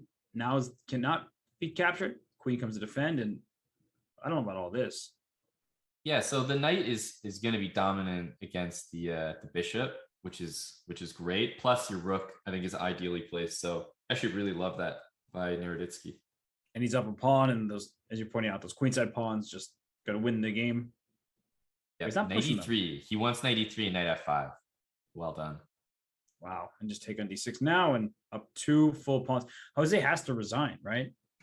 I think it's a resign, especially you look at the time. But yeah, no, you got to resign this. Just rook takes. And is Danya? Yeah, I think Danya was checking the match clock. I think he's gonna. I was gonna say. I think he was almost wasting his own time. Do you know what I mean? Like, he was, but the way Jocelyn did that by taking the instead of taking the rook back, he decided to take the knight and then the pawn. That was really smart by him. Like if you're Danya here, I would almost waste my own time a little bit. Yeah. He wins, and I think that might be it. It really depends. These guys can get wins so quickly, so we'll know better after this next match here. But Naroditsky opening up a 4-point lead with 4 minutes and change remaining is pretty convincing. Yeah, I think he really was looking at the match clock. That's why he was slowing down in that game. He knows that he has this match in the bag, and now he can do whatever he wants because he can lose 3 games in a row, still won't make a difference as he is going to move on. Yeah, exactly. And that's good awareness, by the way. I always like to see players who are aware of the match clock and use it to their advantage. I mean, it's there for a reason. It's not just there to keep time. Oh, well, that G3 pawn was there for a reason. It was to help shield the white king and protect H4, and now it's gone. Now there is no shield. I mean, even H4 is loose as well. Oh, knight B3. That was sick. Fancy feat. What a tactic. Unfortunately for Jose, it's a little bit too. Oh my gosh! Rook takes c2, just sacrifices pieces. Beautiful. Checkmate. Yeah. But he kind of climbed out of that, actually, did Naroditsky. And he's going to get a playable position. Rook C6 is 97. Oh my gosh. He didn't have another place for the rook. So, but yeah. Danya is unbelievable. Even when he is completely lost, he finds ways to not get checkmated. And then even now he's up material. Yeah. Now he's winning on the board as well. Rook D6 check was a threat. That's why the knight moved first. Okay. The pawns are just pushing real quick. Rook takes D4 is almost then Rook B1 mate. Exactly. It's like the classic. Oh, I'm going to simplify it so my win is easier. Oops. Yeah, Danya's taking all the pieces. I think he wants to be over 3250. Yeah, and I think he's going to get there. And will he be able to maintain it with 3 minutes left? Obviously, we can now say with absolute certainty that this match has wrapped up in terms of what we know about who's moving on. And Naroditsky will be remaining in this tournament. Still got 1 life in the loser's bracket. And Yasmin will be, unfortunately, going home. But he, clearly was a worthy inclusion in this field. And for Jose, he can keep his head held high because he's played a great match. He just ran into an informed Danya, and Danya's been in great form this entire event, right? He only lost to Hikaru, but the matches before that, he crushed Arjun by, I think, 11 points. He beat Ray Robson by a similar margin. So Danya is doing Danya things. Yep. And when that's the case, it's really tough to beat the guy. Knight is going to A1, by the way. Oh, yeah. Oh, wrong direction. A1, Knight B3. I feel like I'm watching, a classical game of chess where White's just trying to outplay Black in a closed position, showing the knight is better than the bishop, but he's down 6 seconds and it's bullet. Okay, the knight 5 gets played. A small inclusion. I feel like the knight doesn't have time to. Oh, he wanted knight D2 to B3, so same idea. This is close to repetition, by the way. Yeah, Black moved the king, but I was going to say it's almost a repetition. Danya's going to flag him. Oh, the knight. Oh, there it goes. But the worst timing for it, though, right when Rook G7 was played. Just unlucky. Indeed, and that's another win for Danya, whose rating was a 3259, and Jose drops below 3100. How could he? What a weak player, right? Not even 31. Oh my god. Yeah, if you're not even 3100. This position looks really bad. Somehow it's not completely losing. In fact, Black is better, but I thought that Black was going to checkmate it tomorrow. Just the classic, like Bishop G5, Rook D8 mate. Like 94 to D6 and have a field day. Yeah, I mean, at this point, those bishops, like, look at those things. Oh, castle queenside. He got out of it. Yeah, very smart. Hey, But if it's you still can't castle the other way, why not? Wow, the king's on B6. Interesting. I thought that would have been taken, but Rook D7 maybe at some point. And with 20 seconds remaining, I believe this will be the final game. Yeah, this is the last one. And for Jose, well, looks like he's on the verge of taking this final game, but I'm never going to count Danya out, that's for sure. Yeah, that's gosh. just not something you can do. No, and he's got an outside pass pawn. And it's pushing. Knight takes C5 if King B6. Okay. Bishop G1. H3. And look at, if Bishop takes C5, A7. Yeah, I think we'll just get a draw here. I don't think White can, and a draw in the final game, kind of poetic. There's a small thing right there. If we can just go back for a quick second in that game, because I think Danya set his opponent up for a problem. So if we just go like where was that game? Yeah, I gotta find that game. Pull it up there. Sorry, I didn't mean to give you extra work, but it's the smallest of things, but this is what great bullet players do. And Danya, he put his king on E5, which could trick the opponent into thinking that there was like a pawn break to win. And it's the smallest little thing. And really it's, not super important, but Okay, well, we're now investigating titled and professional players. I gotcha. Look at me. I'm gonna find it. I know it's something that means a lot to you. I can tell. It so is. It does. I'm now actually very excited for it. So like, where was it? Right around here. You could play King E4 and keep your king very close. But after King E5, it almost looks like black can push this pawn and go forward. Right. And I think putting the King E5 was like very intentional. Maybe I'm reading too much into it, but I just get a sense that like you're trying to give black that opportunity to go wrong, and then white would win. Isn't that what bullet chess is? Yeah. You always give your opponent the enough rope to hang themselves with, right? I'm with you, and I gave us enough as well because we struggled to find the game. That's on us, but we will conclude this matchup. Daniel Naroditsky moves on, and we got to take a break because the next match that's coming your way is Hikaru Nakamura against Andrew Tang. You certainly will not want to miss that one. This is the Bullet Chess Championship presented by DigitalOcean. We will be right back. Hey, Carl. Hey, Todd. Deborah says you're working on a fancy app or something? Hold on. Not really working on it yet. I just don't know which cloud service to go with. Well, I've got a cousin on my queen's side that swears by DigitalOcean. Says they're easy to use, have straightforward pricing, and really focus on making developers happy. DigitalOcean, huh? I'm gonna check them out. What the hell? Dude, how are you doing that? I'm not.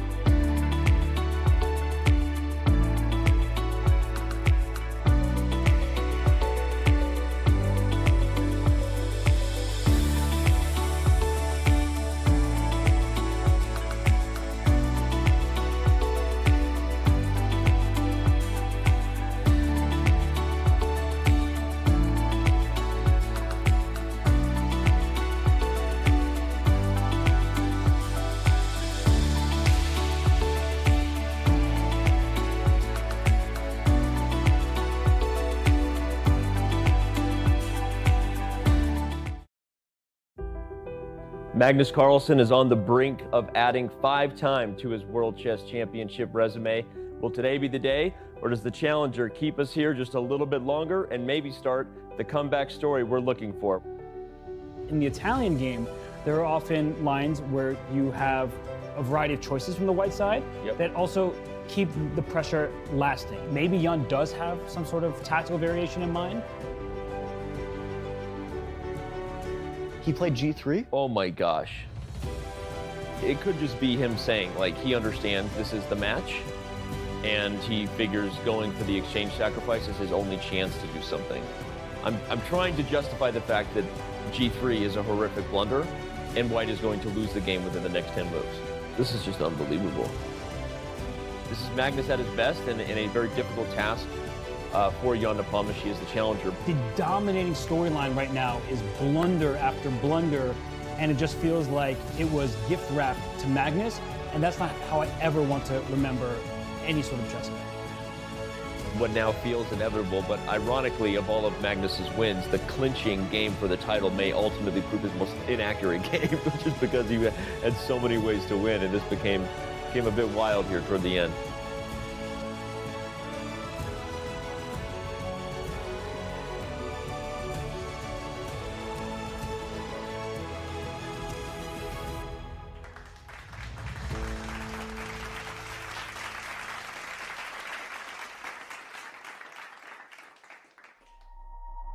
Would you like to work as an esports producer for the #1 chess site in the world?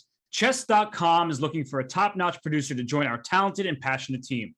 Work remotely, producing live streams of the biggest chess events and help shape the landscape of online chess entertainment. Go to chess.com/jobs now to learn more about this opportunity. Well, right now we're in the midst of the Bullet Chess Championship presented by DigitalOcean. We have the winners finals headed your way. It is Hikaru Nakamura against Andrew Tang. And Aman, the good news for both of these players is that even if they lose this match, they'll still have another chance tomorrow. That's right. And especially for the people watching this match, if you get too attached to someone in the losers bracket, hey, they might get knocked out today, as some of those strong players have. But no matter what, you'll see a match from one of these two players again. In fact, both of them again. And it could be against one another, because Tang could theoretically lose the match, go to the losers bracket, come right back up and play Hikaru. As you see the insights here, Robert, anything stand out to you?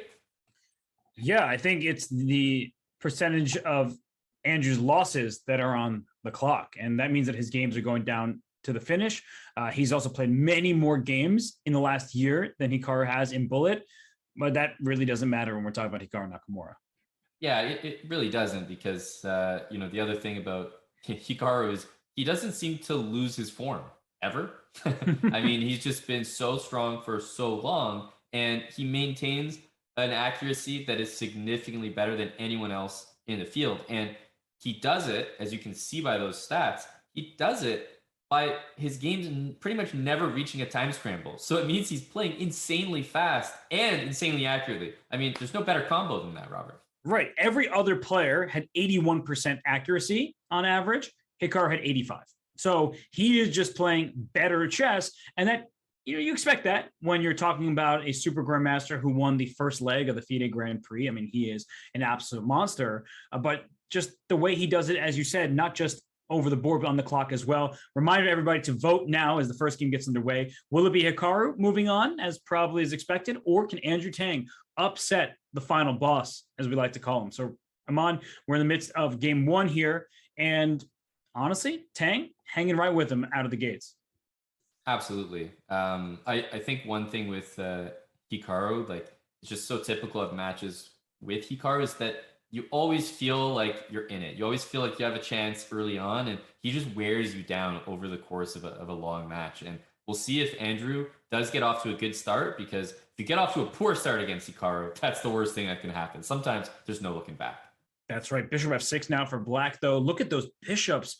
They're doing great work here, slicing across the position. The rook on d8 is now on d5 is a happy piece. So I think that Tang is doing really well out of the opening and at this point in the game.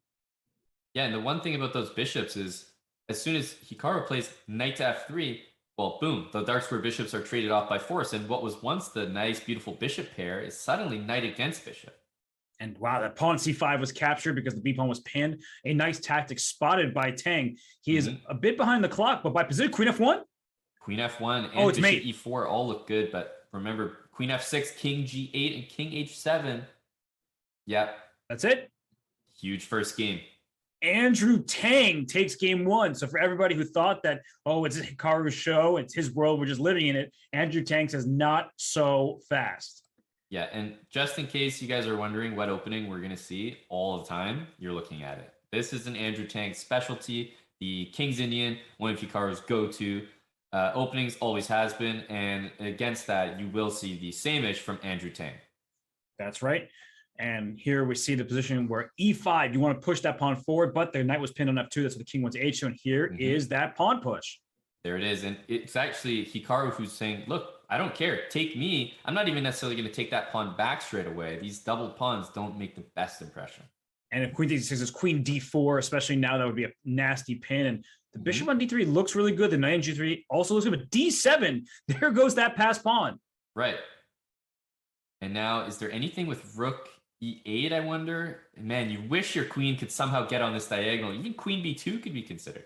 Well, he wants the queen there. Queen c3 check is possible. And at some point, king h3, king takes h4 really is not out of the question. No, really, because that knight is 100% trapped. Like knight f1, whose side of the board are you on? Okay, queen d6 hitting the f4 pawn, trying to go queen g3 mate after rook e5 threatening rook d5. You have to be careful for Hikaru. Wow. Yeah, rook d5 was huge there. Queen g1. Oh, He's gosh. trying to sneak in the back door. So rook c5, look at that, played by Andrew. And now queen f6. Oh, he's going to trade the queens. Okay. Bishop d5. Ooh, queen trade. I don't know if that was the right move. King takes h4. It's all about the time, though. This could work out for Andrew. Well, he's down on the clock right now, so Hikaru can flag him. Hikaru, not always the type of player who wants to flag you. Oh my gosh, he's dropping a piece. Yeah, no, Hikaru is very fast, but Andrew needs to take on g6. He did it. And now ooh, okay, Hikaru had too much extra time, but Andrew Tang keeps his lead.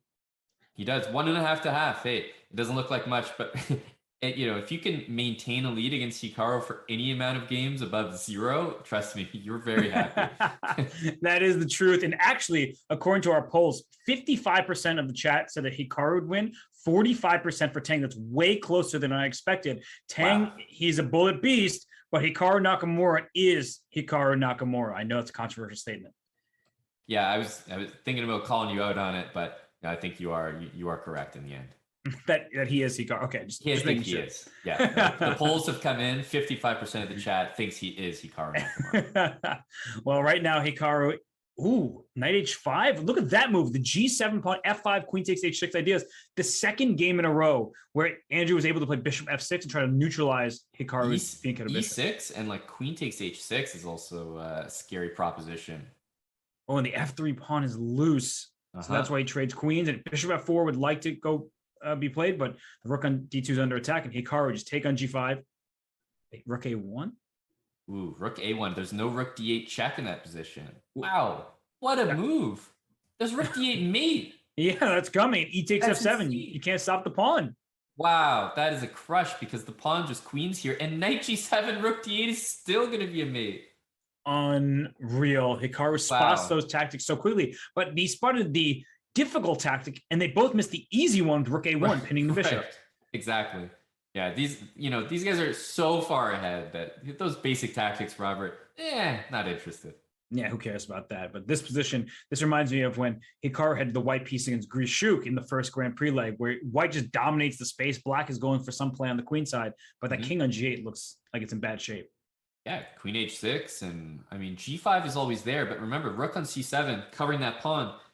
Unless white gets like the triple, I don't know where the mate is going to come from. Oh, queen e2 check is a big threat for black. Oh, out of nowhere. Look at the pressure on the h-file, but black's got the single rook holding the fort. Okay, rook f2, and then king back to g2. Yeah, at least you got to switch. Yeah, knight switch f6. your Love knight f6 next. I'm going to be threatening this. So rook f1 for sure. Just defend your rook. You don't want to allow that capture. And now your knight f6 move, it's played. There we go. And Andrew's feeling this position. I think this is just 100% good. I mean, d6 is hanging. There's an f7 check as an idea. That looks like a great Queen move. e6. There's no mate. There's no mate. And e5? He's taking pawns on the queen side? No. Don't Queen get d7, greedy. though. Remember, rook g6. Oh, gosh. Wait, So tricky. King g3 threatened rook h2 mate. Okay. King h3, there's no checks. Queen Queen f4. f4. That's huge. Take that last pawn. Oh, he doesn't take it. Oh, there was checkmate in one. Rook Oh, h5. my goodness. There were so many things missed there. Yeah, hard to blame the players. They're really just playing for the clock. And now it's, will Hikaru flag him? Yeah. Okay. Oh, he has a chance. He got it! Point one. Oh, that was unreal by Andrew Tang. He can't believe it himself. No, Andrew Tang looked like he was holding his breath for the last 30 seconds of that time scramble and finally, accessed some actual O2 there. And we have GM Nerditsky in the chat saying, OMG, because when you don't have words, you use initialisms. And that's all you can say about the position was, oh my God, I can't believe Andrew Tang. He pulled that up. Like in those time scrambles, he knows that's his last chance, but it's so difficult when you're pre-moving the rook just like one square at a time to pick it up and drag it all the way across the board. That was ridiculous. So right here, Hikaru does have a nice looking position. The queen and bishop lined up on the long diagonal here. And whoa. So knight e5, right? And he's looking to just take that bishop on h5, plain and simple. So bishop takes e2, knight c6. It's just a trade. Well, now you're just losing material. It's almost like the way Hikaru did that tactic, he convinced Andrew that it was a winning tactic. Oh, and bishop g6 at the end, winning the rook. Yeah, you're right. You're right. He played it very quickly too. So that's the thing. They're seeing these really complex tactics, but sometimes like just take on e2, knight c6. You just don't have time to figure these things out. Exactly. Yeah, it was simpler than it actually looked like. This position looks horrible for black. Yeah, kind of a nasty sort of position for Hikaru here. The c6 pawn is going to be a liability. b4, a3, just to solidify things. I think he moved his knight in the wrong direction. Knight b3 to a5 was much more tempting, in my opinion. And that pawn on b7 looking real good over there. Yeah, however, what's going on here? By the way, you could, I was going to say, maybe even knight e5, play down a pawn with the king e3 or something. That bishop's so bad on b7. I was wondering if you could take on e4 there because there's that rook d7 check at the end. He just goes b4. That looked like a good idea. He's trying to get knight e5, but I think Hikaru's going to play c5 or something. Okay, so what's happening? E3 pawn's about to fall. That bishop on b7 is still terrible. Yeah, hang on. Knight d5, you can take that. Try to play knight against bishop. Oh, lovely move, rook c3 take and take the pawn. And h3 is hanging at some point. So he plays h4. And g4. Yeah, everybody's saying hi here. Knight takes g6. Knight g6. That was such a big moment. Okay, but knight d3 to c5, and there it goes. Yeah, I love it. I was saying it, you were drawing the arrows, and he's perfectly playing in sync. Knight c5, g5. Chances are all for Andrew here. And they draw by repetition. Black really couldn't do anything. So Hikaru maintains his 1-point lead. I think that's a good result for Hikaru, though. I mean, in that position, the pawns are completely locked. And if I'm not mistaken, he still had 8 seconds. So I'm going to be a little critical and say there's a 0 chance white loses that game. Even give up the g-pawn, bring your king and knight over to the other side. I thought he still had a chance there. You're absolutely correct. He should have, or could have, and then maybe should have is strong, but he could have tried to bring the king over there and even win that game. But he made the draw. He kept the deficit at 1 point. And right now with the black pieces, again, Andrew doing good work from the black side of these openings. Yep, he's consistently impressive here. And it's always this c pawn, right? It's a pass pawn, of course, but at the same time, it's really weak. And, knight e7, black's looking to just pick that pawn up. It comes down to, is that pawn strong or does it fall? Because whoever side handles it better is going to win this game. Well, Andrew answered the question. It's gone. And, a queen sack by Hikaru saying that he can't lose this position. That's his claim. I think he can lose this, though. That's pretty spicy by Hikaru. Queen e5 check, was it? Yeah, he just lost immediately. Just lost it. Well, I think you're right that he can. And by the way, f4 there, completely paralyzing move. That was actually really, really instructive there. And we're seeing a blistering pace at this point, especially compared to the match we saw between Jose and Danya and Min and Bortnick, right? There are fewer games, especially in the Bortnick Min match. Right now, already 7 games have been played, and we're still a few minutes from halftime. Yeah, that's a good point. Now, I'm wondering about this opening that Hikaru is playing. I think it's just bad. Like, he's making it work, but I don't like it at all. I think that if he keeps playing this, Andrew should be like really, really happy. Like, really good attacking chances, knight h4 to f5. It just feels like it's too easy for white.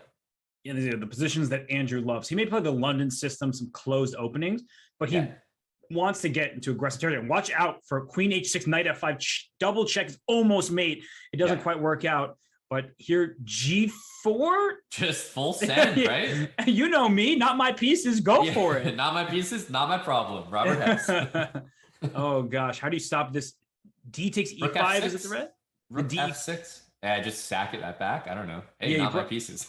Oh, wow. E4 played by Hikaru is seen very quickly here. Only move, in fact. And it's good for black. Somehow. But it looks still dangerous. You got to move if you're Andrew. Stop using all your time. Well, there's no move but capturing it, though. That's the problem. And, well, down went the f6 pawn. Now Hikaru's king is actually very safe. Yeah.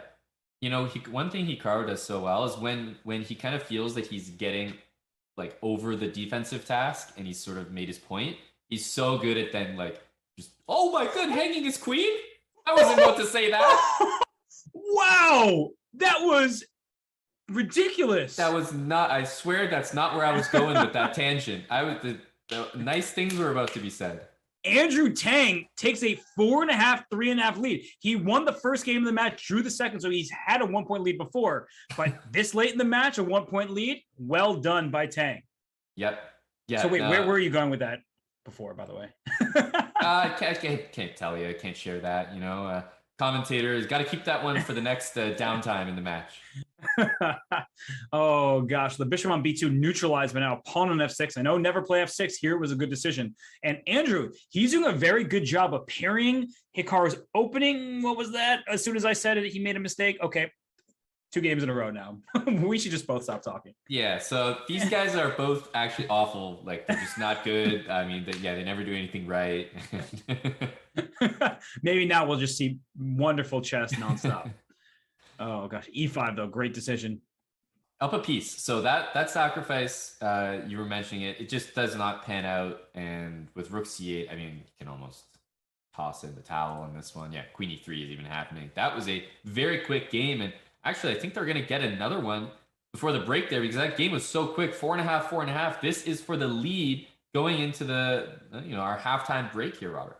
And g4, bishop e2, standard fare against this fianchetto structure. This just looks good for white. Every time Andrew gets these positions, I'm extremely impressed. Yeah, they're easy to play. Bishop e3, queen d2, castle. Rook g1, yeah. So probably bishop d3 okay. also be. Rook g6 is so tempting to me. Ooh, yeah. Not anymore, but there was like a rook g6 tactic probably available. Just f4, open up more of the board here. Right. Yeah, I'm also like drawn to the move bishop d3 and almost try to play positionally, get rid of the light square bishops. But Hikaru throws an e4, which I think is great for him. Although at some point, white can consider the move f3, but he wraps his knight around, he loses a pawn. Hikaru just takes that and is out material. Yeah, white's king also in serious trouble after queen f6 in the future. True. So bishop g6, if the king takes, his queen e4 check, that's what the queen takes. And nice move, bishop h6. Yeah, that's really good. This looks winning for black. The engine doesn't like this as much as I love it. And that's never a good sign. Is this not just completely winning? Yeah, well now it is, but he pre-moved f5 and just gets the pawn. That looked just winning for black the whole way through, but I guess the outside pass pawn somehow should not have been a clean win. I don't know. I don't even believe that. Yeah. Hang on a sec. We need an engine for our engine. That's right. Nobody's ever analyzing if the analysis is correct. So we need to verify. I think the key to that position was if you kept the F pawn close like instead of moving it up the board, that if you sacrifice the H pawn for the F pawn, which typically is winning, the D6 pawn was a target. So I guess that is why it still said that it was even, but in a bullet game, I mean, that's black winning that 99% of the time. Yeah, I mean, the engine's in such a powerful position. No one's ever actually verified if it's right. We just trust the eval. It could just be like Danny Wrench back there saying, yeah, we'll give this position -8. Well, while we verify the engine and how accurate they are, we'll need a few moments to do that. This is the halfway point in this matchup between Hikaru Nakamura and Andrew Tang. We'll be right back for more from the Bullet Chess Championship presented by DigitalOcean.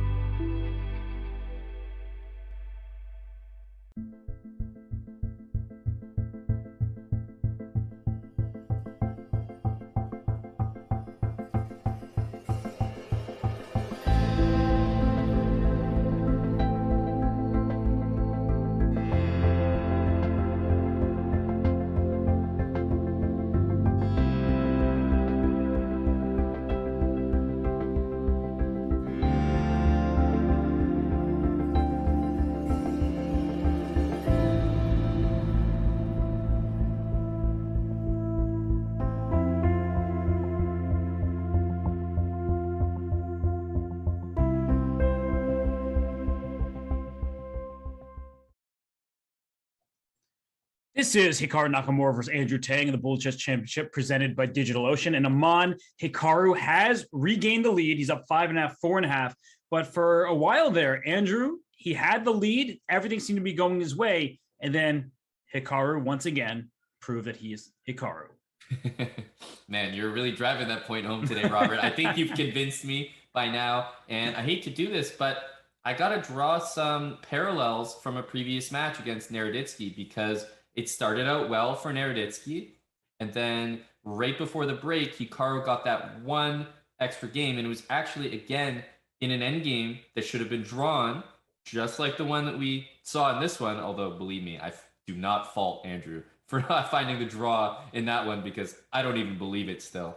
But it's so similar. Now he's got that 1 point lead, and we remember how that second half went in the match with Naroditsky. Is it going to be the same with Andrew Tang? Basically, is Hikaru going to take over?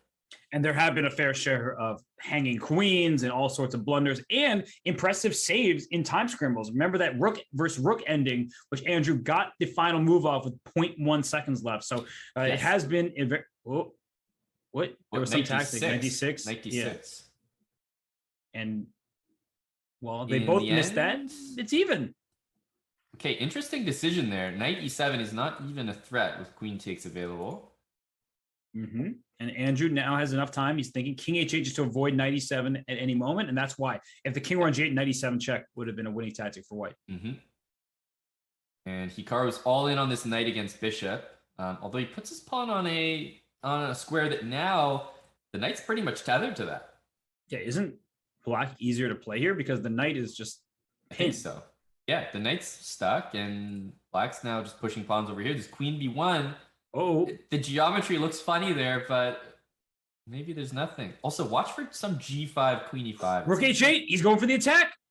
I like it. Oh gosh, and G5 so you can trade queens. What a move by Hikaru, allowing queen H2 check and things of that nature. But he finds a way out of it, and well, black is still better. Bishop D8. Bishop D8. Move. Isn't it just 2 pawns? Yep, it's just 2 pawns. And the time is favorable for Andrew. So you made a comparison with the Naroditsky match. Ooh, that's a big blunder. Yep, you were saying? What I was going to say, and I'm going to keep it to myself for now, because every time I open my mouth, I have that commentator's curse, right? 97, take. Oh, mouse slip. He mouse slipped, but the thing is, even if he took, the rook was going behind the A pawn with rook A5, it would have been better. And obviously the time is also a serious factor there. Okay, so now I'll say what I was going to say. I feel like Andrew consistently is getting very good positions. And I think that's been a huge highlight for him, is that other people, yeah, you can flag Hikaru. Danya, of course, played some great games. But look at this. Andrew is just beating him on the board in a number of games. Oh, exactly. This is just very good. And the knight is going to find its way to E4 at some point. G4. Wow. The courage. Yeah, not a move you... Here comes knight E4, I think. And he trades everything off. Queen takes A5. He steals that pawn too. Yep, he's stealing C4 as well. And then rook F1 is going to happen. Just completely winning it. And wow. I'm telling you, Andrew is playing an unreal match. He's beating Hikaru on the board, not just in time scrambles. Yes, and a few things are happening. First of all, for Hikaru to resign there means that he didn't want anything to do with that position, and that's a sign of respect as well, because there's still 11, 12 minutes on the clock, and you might be confused by that, but Hikaru is saying, look, I got so many more games coming in this match. I'm confident I'm going to be able to win them. So I feel like Andrew tricked us, because he only beat Fabi by 1 point. He won every match thus far by just 1 point. So you'd expect that the best bullet player, Hikaru Nakamura, would then go and crush him. And he's looking like he's going to crush him in this game. But something about Andrew today, he's brought his best bullet chess, and he's giving Hikaru all he can handle. Oh, knight D3 there. Great move. And, in a lot of ways, definitely black structure is not great. But that knight, remember, this is bullet chess. Mm-hmm. And G6 just fell. Queen F7? I don't know. I mean, bishop against knight, it's so hard to win. Wait, but there's a Queen G4, Queen D1. Oh, man. I thought that was so good, but in the end, Hikaru has to settle. He has to settle for an attempt to win that, might happen. I think he's going to win. Just look at the clock. Mm-hmm. And it's just winning now. All the pawns. Now it is winning. Amazing. H7. Just go knight E6, knight F8. Yeah, knight F8's a good try. I mean, Hikaru now is probably pre-moving king F5. Hikaru's also up 17 seconds. That'll also help. But Andrew, I think he's playing match strategy now. There's 10 minutes remaining in the match. He wants fewer games, because the better player over a larger series of games, that's where their strength will be felt. So Andrew's saying, all right, let's get rid of that one. It's now tied, still doing well. And once again, Andrew has a very nice position. He does. This is one thing that's been the case, I think, in almost all of these, is that Andrew's positions to start off the games have been fantastic. So I think because they've been repeating a lot of openings, Andrew is probably, he's thrilled. Why not play the same thing every time? I mean, you can't complain. Look at this. Knight and C5, just take back D3. F5, but this is good, yeah. It's an extra pawn for white. And just control over the board. A3. That knight doesn't want to get involved on those squares. This is very, very good for Tang. Knight C4. Oh, he dropped B2. He dropped B2, and Hikaru plays the calm move, but the wrong move. Yep, calm but wrong. And King E2, like the moves here for white are very easy. Correct. Yeah, he'd love to exchange those knights. That tricky knight, so annoying. Take on F5, Rook C5 coming. Yep. There's also Rook D1, Rook H1. Ooh, winning another pawn. Yeah, he's picking Hikaru's position apart here. However, Hikaru he's playing quickly. B4. He just wins another pawn. Rook takes B6. B6, yeah, another pawn. Okay, don't get checkmated. No, the king's on h4, goes to g5, and maybe black's Right. king's about to get checkmated. That's right. Yeah. Who were you talking to? Uh-oh, that's mate. Rook c8, and then knight f7 was a mating net. Yeah. He's It's got his also- own mating net, and that will absolutely work here. I mean, Tang is playing such brilliant chess today.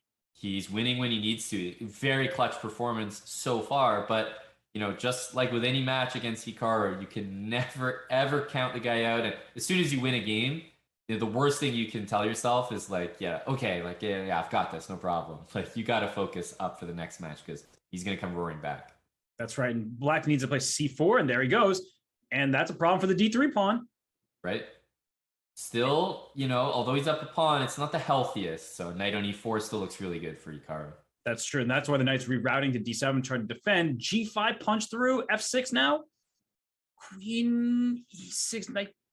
Knight. So even knight g5 there was split, but h6, he just takes it.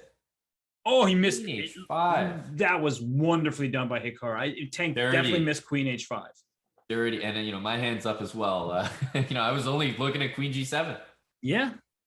And those little diagonal checks there, moving the sides that are up the board when you're attacking, hard to find. But right now, Andrew Tang still even score, but Hikaru with that really wonderful win just there. And I like Tang's position. Once again, I don't like his clock management, though. You start thinking about moves like takes, knight g5, knight d7 with queen h5 here. Do it. Do it right now. He must be thinking, why is he taking 20 seconds in a bullet game and he doesn't even do it? Yeah, no, you can't afford that. You can't spend all your time, get a pretty level position, but be down 15 seconds. Yeah, because that's all this is. And Bishop c4, queen h5 was there? Yeah, that was definitely an idea. Probably you would just go h6, but at this point, for me, it's all about that clock. Wait, bishop c4, knight f7 check, and f takes e5. Like there is tactics along the f file. That's a very slick tactic because this is what I was worried about. Knight f7, sure, E5. but what comes next? Queen f5 and rook f4. Just say it's in good looking position here. Not. Oh, knight takes g6. Hikaru sees everything, and Andrew he spent all the time in the opening. It cost him, and Hikaru, he's showing his might right now. He is back in the lead. I think he had to try that bishop h7. It's one of those things in bullet, which is kind of good advice sometimes, is that if you're spending 20 seconds on a move, play it. Just period. Yeah, it's the opposite of what you do in classical chess, where, if you've calculated it doesn't work, you shouldn't do it. But in bullet, you can't spend all that time. Oh my goodness, Hikaru his pieces are just flowing. Bishop takes e8 here. Okay, bishop f6. Oh, this hurts to look at. My goodness. And Andrew's pieces just can't develop. Watch out for rook c7. There's just going to be like some kind of rook c7 in the future. Rook a7. There's like knight f4. Oh, dark squares. Goodbye. It was nice knowing you. Yeah, this is pretty brutal. And look at that move. Now g6, hang knight h5 check, wins the queen. Just so many threats here. It's done. Yeah. Rook e7, knight g6, resign. You have to resign and get the next game. resign, Hikaru, he's finding his form. Better late than never. And that's just it. A long match against a strong player. I mean, there's a reason these matches are 30 minutes and not just 5 minutes, because anybody could get that early like 1 or 2 game lead in the first 5 minutes, but over the course of 30 minutes, you really do ultimately find out who the better player is that day. Yeah, Hikaru, I mean, some of these games have bbeen masterpieces. The d6 pawn, knight e3, knight c4, that's what I would go for if I'm Tang, but he's going for the attack. And watch out for knight f5 stuff, bishop g7, knight f5. Queen g5 here? Or knight f5 immediately? Queen g5, here it goes. Mm-hmm. Queen takes, he takes Queen there. h6 was needed. Knight knight g3, knight g3, knight g3. Game over. There's no checks. He needed to start with knight e3. Queen c8, play it. Yeah, kind of have to, but. Like at this point, what I'm thinking, looking at the match clock, is if you resign, it's over anyway. So I would try to win this, like as white. You have a chance. I mean, it's 2 pieces for the queen. Yeah, pretty but those bad, pawns. It's pretty bad, but there's a chance. Those pawns are so strong and easy to push. Even like all I know is Hikaru has hung a full queen before in this match. So that's true. That's you true. Just have to tell yourself that in moments like this. I think Hikaru will manage this one. King on d2 though. Watch out for knight f5. Like don't play f4. Mm-hmm. But hang on. Wait a second. All the pawns are dropping here. Knight c4 was great there. Yeah, now this is... Now it's losing. Still, I think there was some chances there. So unfortunately, that's probably too much. 3 minutes. He's got to win a quick one here. As Hikaru, he might just be Hikaru Nakamura. He showed us who he really is, and it's who we thought he was the entire time. They are who we thought they were. Exactly.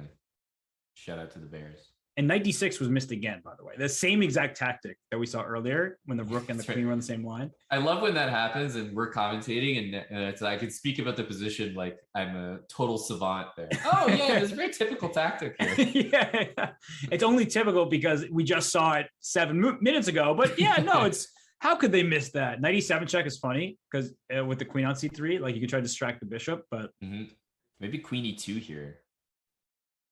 Just get in there. Yeah.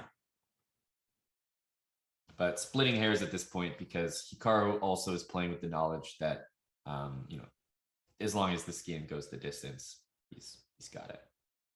Got the match. They drew by repetition. Yeah, I think Tang at this point kind of knows the situation with the match as well. And, different players have different motivations when mathematically the match is over. True. And I mean, Tang has played such a good match. Oh yeah, and he was up. Let's not forget, Hikaru has really stormed back because if I recall correctly, it was 7.5 to 6.5 for Tang, and apart from that draw, it's been like 4 wins in a row. And that's the thing about Hikaru is that we compliment his opponents just for getting close. That's how good he is, right? I mean, he beat Brandon Jacobson, who we know is awesome, by a score, what's the 19.5 to half or something like that? Like it was as lopsided as it gets. And this game should be another one in Tang's favor to take on e5 twice. And how did what? I didn't have time to process why the engine was like going insane for black. Yeah, was there a tactic? I don't know, but either way, Tang has played a really, really good match overall, and yet he still is going to end up 2 or more points behind Hikaru. Yeah, there's levels to this stuff, Robert. That's just it. Because if we're dishing out, equal praise for beating Tang and coming close to beating Hikaru, there's a reason for that. And here we see Tang. He has so much time left, but there's only 20 seconds left in the match. I just give Hikaru the pawn so we can watch bishop and knight. Yes. Uh-oh. No. Wait, no, he's supposed to sack for it, not lose it. But he's going to flag him. Oh, that's not the move. And with 10 seconds left, I wonder if I guess they will play this one out. One more game for the fans, for you guys out there. Mm-hmm. I mean, we never want this match to end, right? No, I mean, of course not. They're paid by the hour, Robert. Exactly what I was thinking, but I was pretending it was about the chess players that we're watching. So right, yeah, love the chess. But... Oh my gosh, that's a free piece, free 2 pieces. And I think Hikaru will probably not mind the sting of that loss as the match does conclude with that as well. And Andrew Tang went from like 3,100 to nearly 3,200. And that was such a good performance by him. In the end, it's not enough. Hikaru, despite having a shaky day, he still showed why he's #1 bullet player here on chess.com. Yeah, and I mean, we've harped on it a lot, but I'll say it one more time. That's why we have those long matches. Over a large sample size, you do expect the stronger player to win. And Tang, he had everyone going for a sec, 7.5 to 6.5, but Hikaru is a guy that you can never count out until literally the match clock has expired. That's right. And just because Andrew lost this match does not mean that his time in the Bullet Chess Championship has come to a close. He'll be back tomorrow in the losers bracket. It's a double elimination format. Many other games have used this format. It's an exciting one. So Andrew Tang, he'll slot down and he will have a chance to come back and face Hikaru once more, but he'll have to get through either Min or Danya. So it's going to be very difficult no matter who he ends up facing. Yeah, and you can see, taking a look at the bracket here, basically a summary of what happened today, as well as what to expect for tomorrow's action. Naroditsky against Minlae. And obviously in the losers bracket, that means those guys are on their last lifelines here in this Bullet Chess Championship. So the winner of that will go on to play Tang, and then Tang plays the winner of that match. The winner of that match will go and play Nakamura. And, that's how the format works. So basically, if Nakamura loses that winner's final, the grand finals, he still has another chance. So they would go for a rematch, Robert, if that happened. Yeah, so essentially what you're saying is you have to beat Hikaru for an hour straight. Good luck to you. I don't know how that's accomplished. I don't think anyone really does if your name is not Magnus Carlsen or, Faruja or the likes of them. But for now, we are going to take a quick break because when we return, we'll have our DigitalOcean match of the day, showing you some highlights from a fantastic match. And we had 3 great ones today. So we'll be right back to conclude the show. Hey, Carl. Hey, Todd. Deborah says you're working on a fancy app or something? Hold on. Not really working on it yet. I just don't know which cloud service to go with. Well, I've got a cousin on my Queens side that swears by DigitalOcean. Says they're easy to use, have straightforward pricing, and really focus on making developers happy. DigitalOcean, huh? I'm gonna check them out. What the hell? Dude, how are you doing that? I'm not.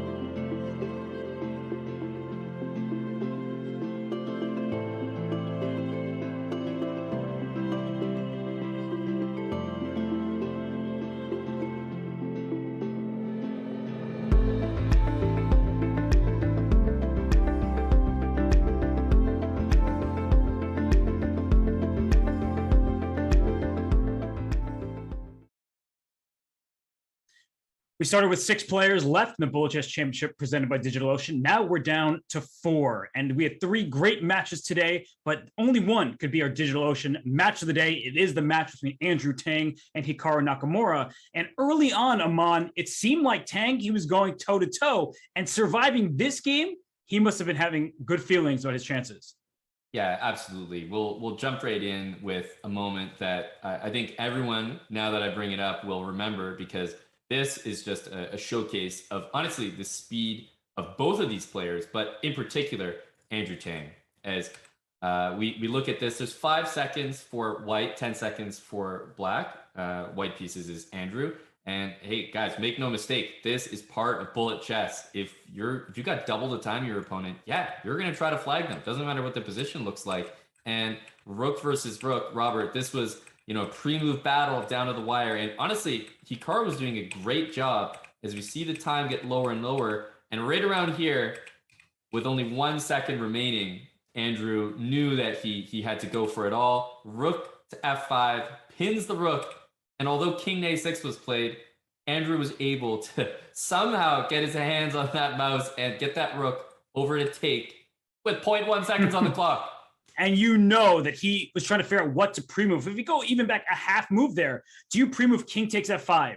Do you pre-move, or do you hover around your rook? Because a move that black could play is like rook e5 or something, just blocking your rook's progress, something like that. And it's so difficult to pre-move with less than a second on your clock. And so Andrew, he had to just hold his mouse, be ready, and he was able to make that draw. Yeah, so crucial there as he held the draw with 0.1 seconds, and that actually, set the tone for the match early as he kept things level with Hikaru. And, going a little bit further into the match, Robert, I bring up this game because honestly, it's kind of remarkable that white even had a chance. Hikaru just traded the queens on h6, and it looks like, well, conventional chess rules, Robert, we got the outside pass pawn. White has the inside track, but that's not what you want when it comes to this kind of race. So what about this endgame, Robert, did Tang misunderstand? Because he left a half point on the table, but it was very difficult to see. That's right. And you pointed this out during the match. It was reminiscent of Naroditsky versus Nakamura at that critical moment right before the break. It was tied, but Hikaru won that game just like he won this one. And the point is that the d6 pawn is more approachable than white's weak pawn. So if white can blockade that pawn on the king side and just bring the king back to f1, keep the king on the g file, because the reason this is normally winning for black with the outside pass pawn is exactly what you're showing. You just push that pawn up the board to h2, and then the black king is closer to the remaining pawns. But here, the d6 pawn is going to be the target. The d5 pawn is particularly passed. So as you're showing with the arrows, the white king will try to snake up the board to e6 and eventually d6. So black doesn't have time just to go ahead and take the white queenside pawns. Yeah, and even a key move like b3, just to give the king enough time to get to e6 and take that d pawn. But Robert, to process all of that in just a matter of seconds would be insane. So, I mean, I definitely don't fault Andrew for not seeing that, but this was the game right before the break, as you called it. It gave Hikaru the lead. He was up 1 game going forward, and that sort of brings us to what I would call maybe the pivotal moment of the latter part of the match where, Robert, Andrew was down at this point. Hikaru had made his comeback, but there wasn't a early chance. There was for sure, because Andrew Tang, he loves these London systems. And when you have a bishop staring at the black king side, as we saw in this game, and right after black castled here, you know that Andrew was like, do I take on h7? Should I do that? But he had to make a decision more quickly. And actually, bishop takes h7 check, followed by knight g5, followed by queen h5. It doesn't lead to an immediate checkmate, Aman, but it gives white all of the attacking chances after queen h5, knight f6, queen h4. That knight on f6 will have to remain there. And white has ideas like knight g4 coming next to distract that knight. In a bullet game, I really don't see black surviving this. Absolutely.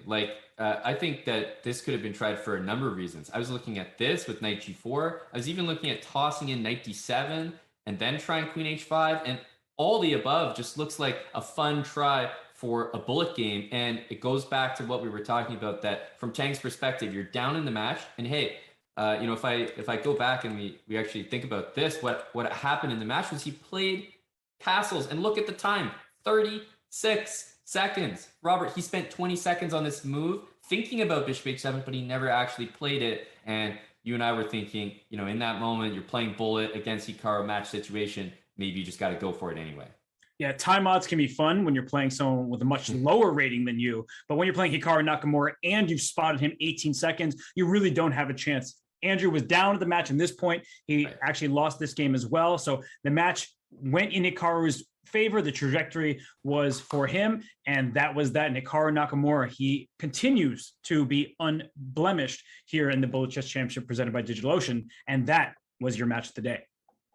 Yeah, that's a pretty good summary right there for those that were here. Obviously, pretty exciting. You can see there that Hikaru Nakamura moves on from the winners final to the grand final there with a victory over Tang. And yeah, that's not the last you've seen of Tang, that's for sure. He awaits the winner of Daniel Naroditsky and Minlae. So we'll have the match between Naroditsky and Minlae tomorrow, followed by the match between the winner of that against Tang. And the winner of that goes to the grand finals against Hikaru Nakamura. Robert, it's going to be an action-packed day tomorrow, as well as we ultimately find out who our Bullet Chess champion is going to be this year. And that's the beauty of the double elimination format. You lose one match, you still get to continue. So all these players, all four of them have a shot. Hikaru has the inside track because even if he loses one match, he still gets another thanks to the double elimination format. So Aman, it's been a great day. We really had exciting Bullet Chess. And we're going to only have more tomorrow. We're guaranteed a minimum of 3 matches, perhaps even 4. I'm super stoked. Yeah, I mean, any time that you get, Minlae, Naroditsky, Tang, and Nakamura in some sort of bullet round robin royale of any sort, I mean, that's just a pleasure to watch. Today was a lot of fun. We saw some super close matches. Another, good try against Hikaru from one of the competitors, but he is just so tough to take down in any format. He's been behind in many matches so far, but only for a brief moment. He always comes back in the end, and that's why he's currently got the best shot to win the Bullet Chess Championship. But nothing's guaranteed, and everything gets decided tomorrow. That's right, and we must say goodbye to Jose Martinez and Alexander Bortnick. Their time in the BCC has come to a close, but there's still more chess for them to be played because the Rapid Chess Championship happens every Saturday, and if you make it to the knockout, every Sunday for you as well. So these players, I'm sure they're a bit disappointed based on their performances today, even though they did a great job, but they will be able to fight for the $650,000 total prize fund across the season in the Rapid Chess Championship and $20,000 each week. So there's a lot at stake, and these players, they are going to continue to be a true pleasure to watch. But Aman, it was a true pleasure to work with you today. Once again, I'll see you tomorrow, buddy. So it's not like we have a long farewell. It's just a see you later. Exactly. And, just to see you later to the chat as well. Don't worry, we won't be far. Bringing you the rest of the Bullet Chess Championship action tomorrow. We'll find out our winner, and Robert and I will be back bringing you the action as always. It was a lot of fun today, Robert. Had a blast, and looking forward to the finale. That's right. $20,000 first place prize up for grabs tomorrow. We'll see if Hikaru Nakamura can continue winning matches because he has not lost a single one thus far. But 3 other players, they are going to be nipping at his heels trying to take that lion's share of the prize. But for now, we say farewell. We will see you tomorrow here at the Bullet Chess Championship presented by DigitalOcean. Have a good one. Happy chessing. Hey, Carl. Hey, Todd. Deborah says you're working on a fancy app or something? Hold on. Not really working on it yet. I just don't know which cloud service to go with. Well, I've got a cousin on my queen's side that swears by DigitalOcean. Says they're easy to use, have straightforward pricing, and really focus on making developers happy. DigitalOcean, huh? I'm gonna check them out. What the hell? Dude, how are you doing that? I'm not.